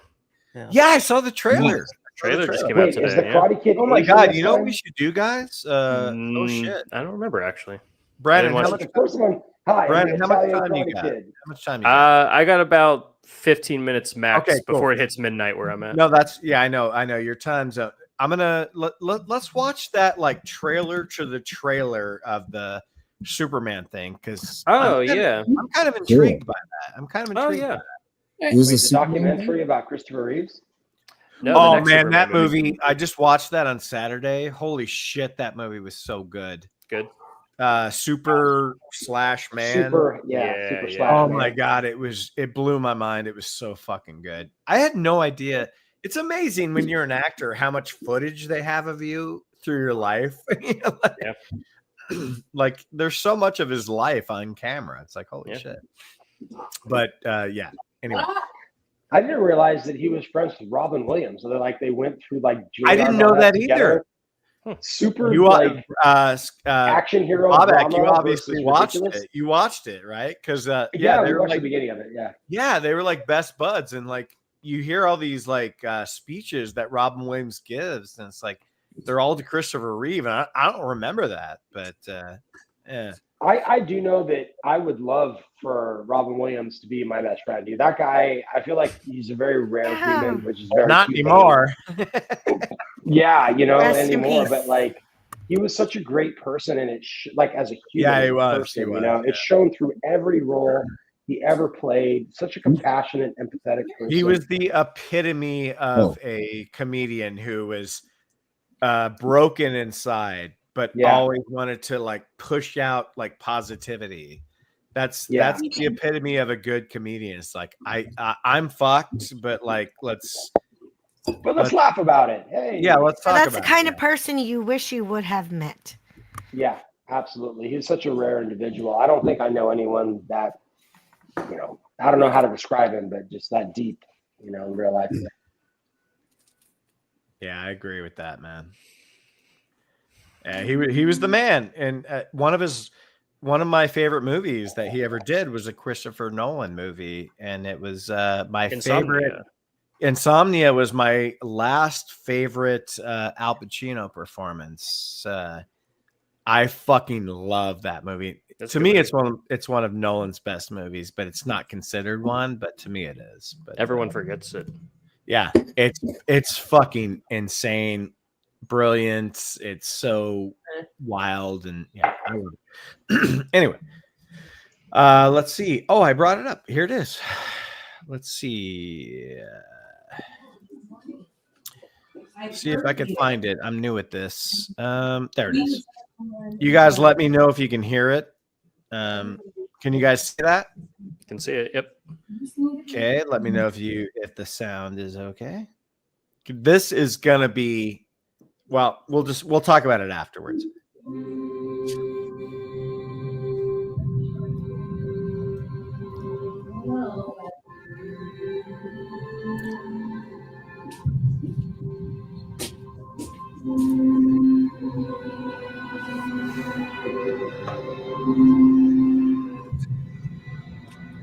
Yo, Ben, can you make it full screen?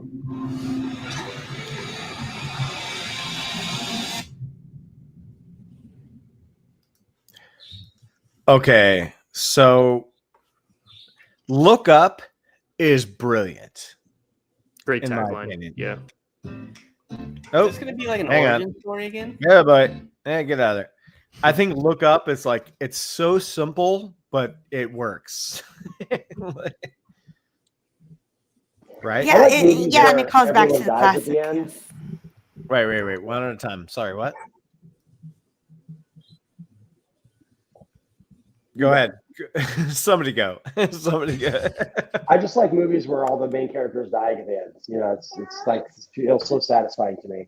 I hate it when like everyone miraculously escapes at the end. You're like, oh, thank God, I was really rooting for them. You know, it's like. Well, did you guys notice that was like half Hans Zimmer and half like John Williams, right? Mm-hmm. Like we all know that. Hi, Lily. Hi, girl. But that reminds me of having a toddler. I miss when my kids were so little.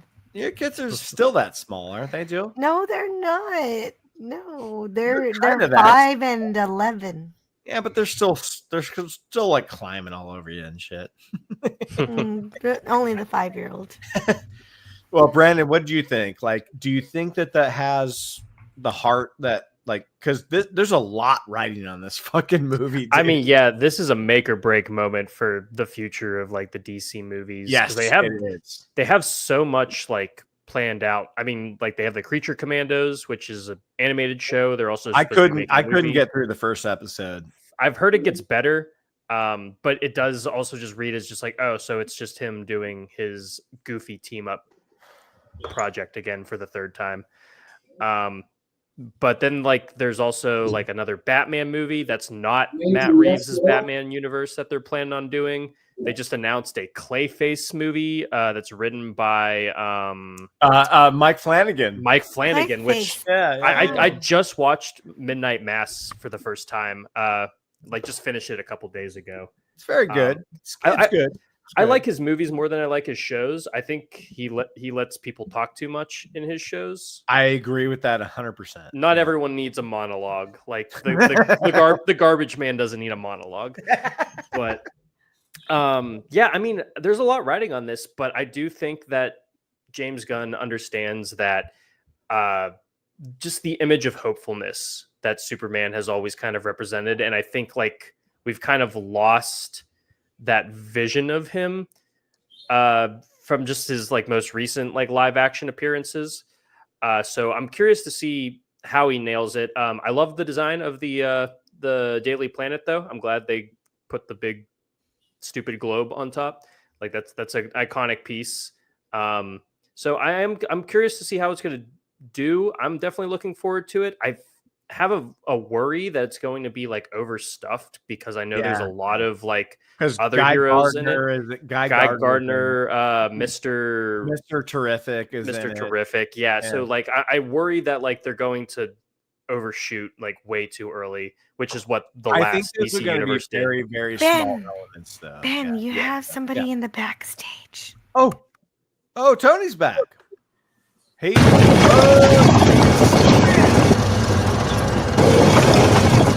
right, just pull over here, Charlie.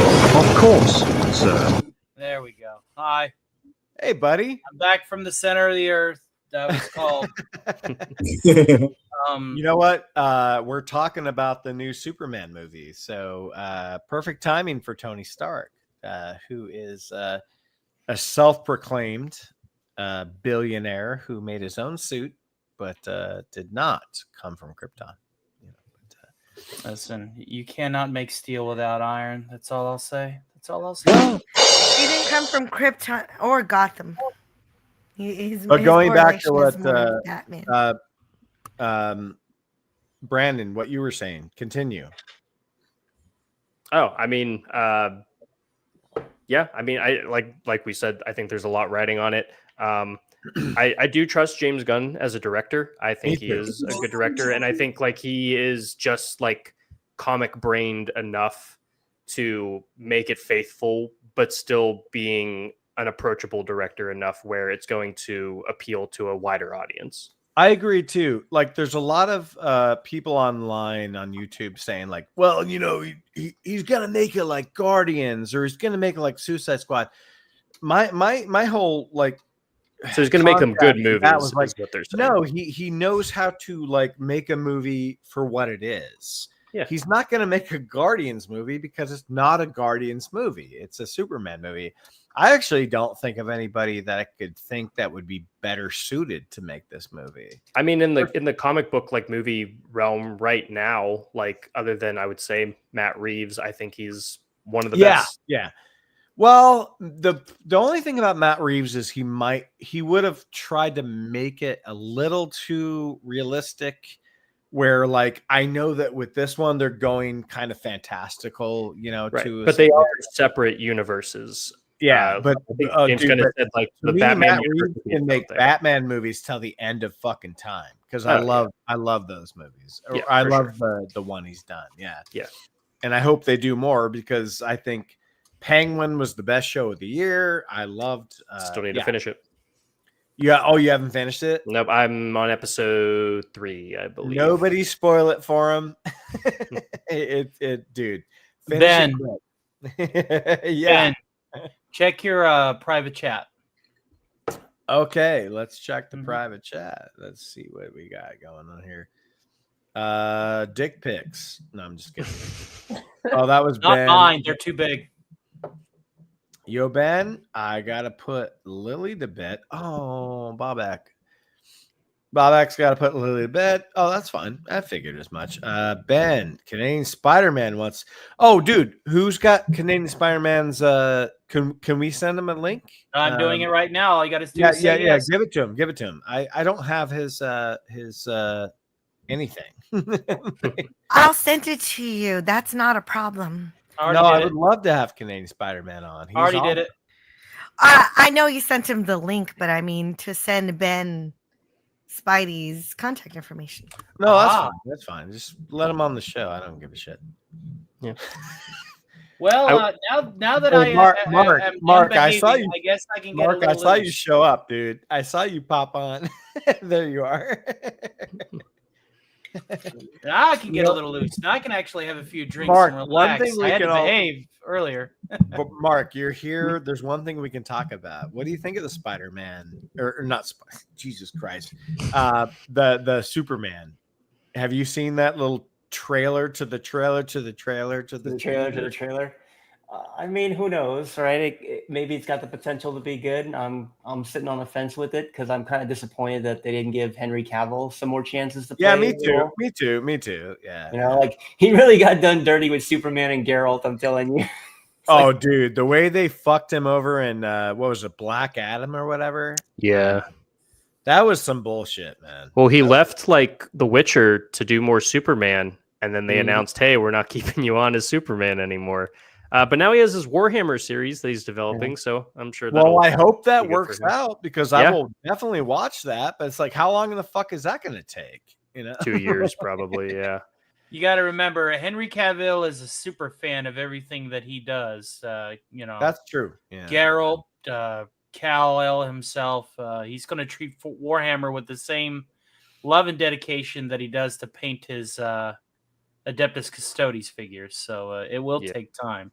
Yeah. But as long as he has, the creative vision and the rights to steer the ship, which is the biggest concern. Yeah, he needs to have the creative control for sure. The thing is, he's good at making movies, but is he good at running the entire studio, the entire thing? There you go. Therein lies the rub. Exactly. Perfectly said. Lies the rub. Perfectly said. And I almost feel that way about what's his fucking name?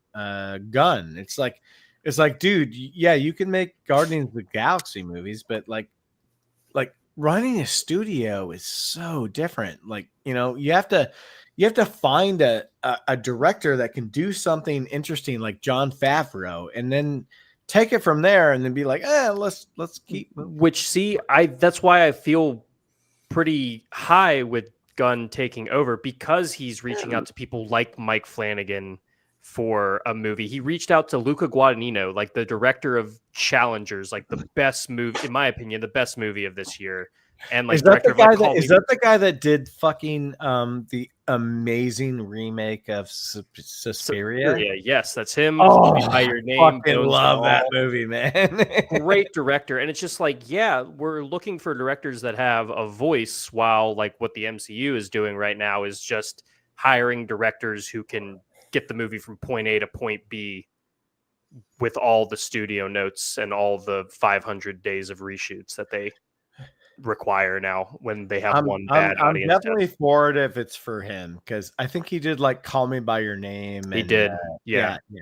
And he got Radiohead to do like the soundtrack for the fucking the Suspiria soundtrack. Man, I love that movie. It's so good. Challengers, if no one has seen that, one of the best soundtracks of the year also. That's 9 Inch Nails helming it, and it goes hard. What's his name? Trent Reznor. Trent Reznor and Atticus Ross. Atticus. Yeah. I love that movie, but I love the soundtrack. Those guys did Social Network, and it just blew my fucking mind. All their soundtracks are great. They also did Soul, that Disney movie from a couple years ago, where the guy dies and like goes to like the afterlife. They did the soundtrack for that too. I've That was been good. meaning to see that movie. I haven't heard of that. Good. That's a good one. Yeah, that was 2020, I think. 2020 or 2021. Hey, Bobak, you there? I think Bobak's gone. Yeah. Well, actually, I think I'm probably going to have to hop off now that it has hit midnight on the East Coast.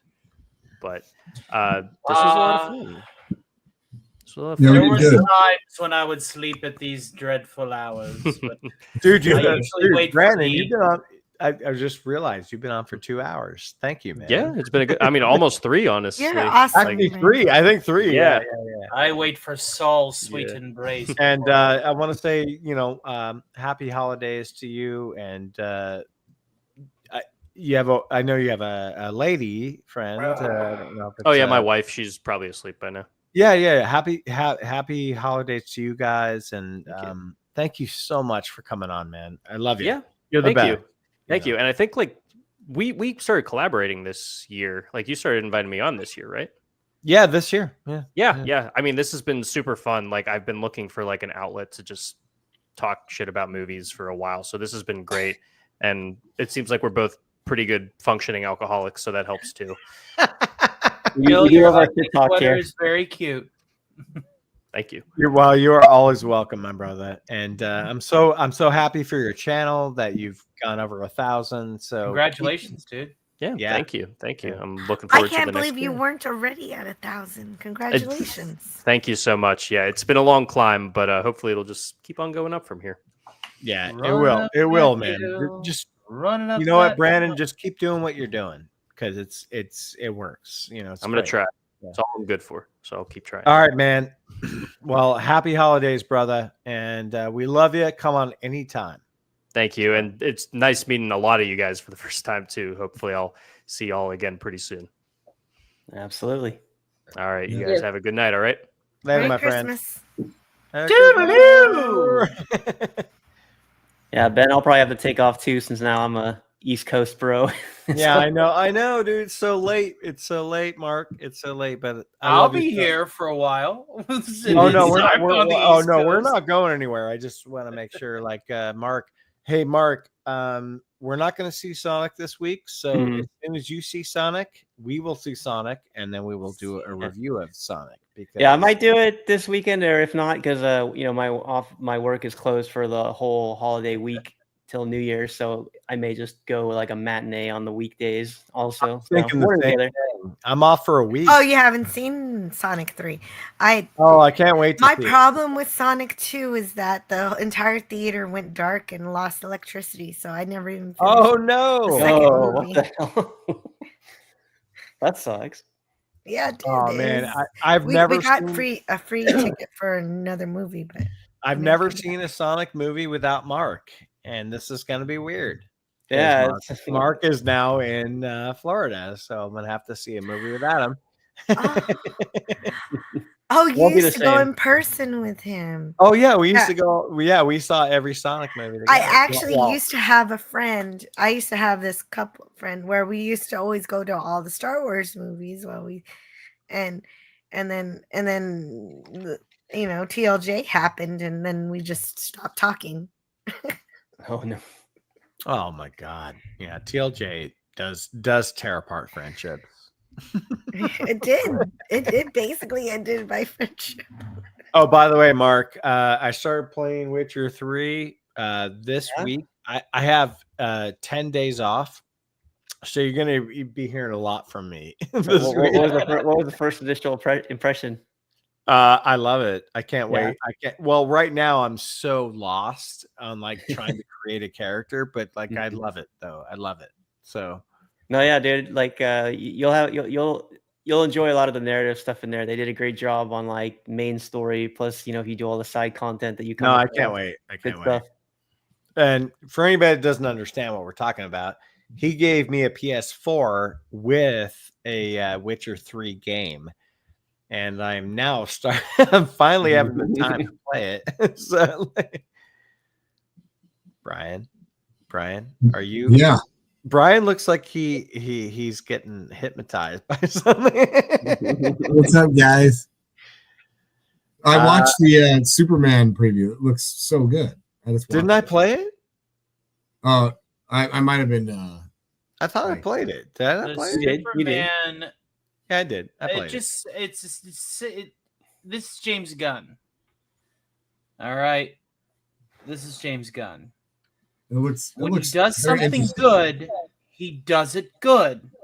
When he does something bad, it's a pile of shit. Yeah. There is no gray area with James Gunn. What I took from this trailer, this teaser that we got for Superman was...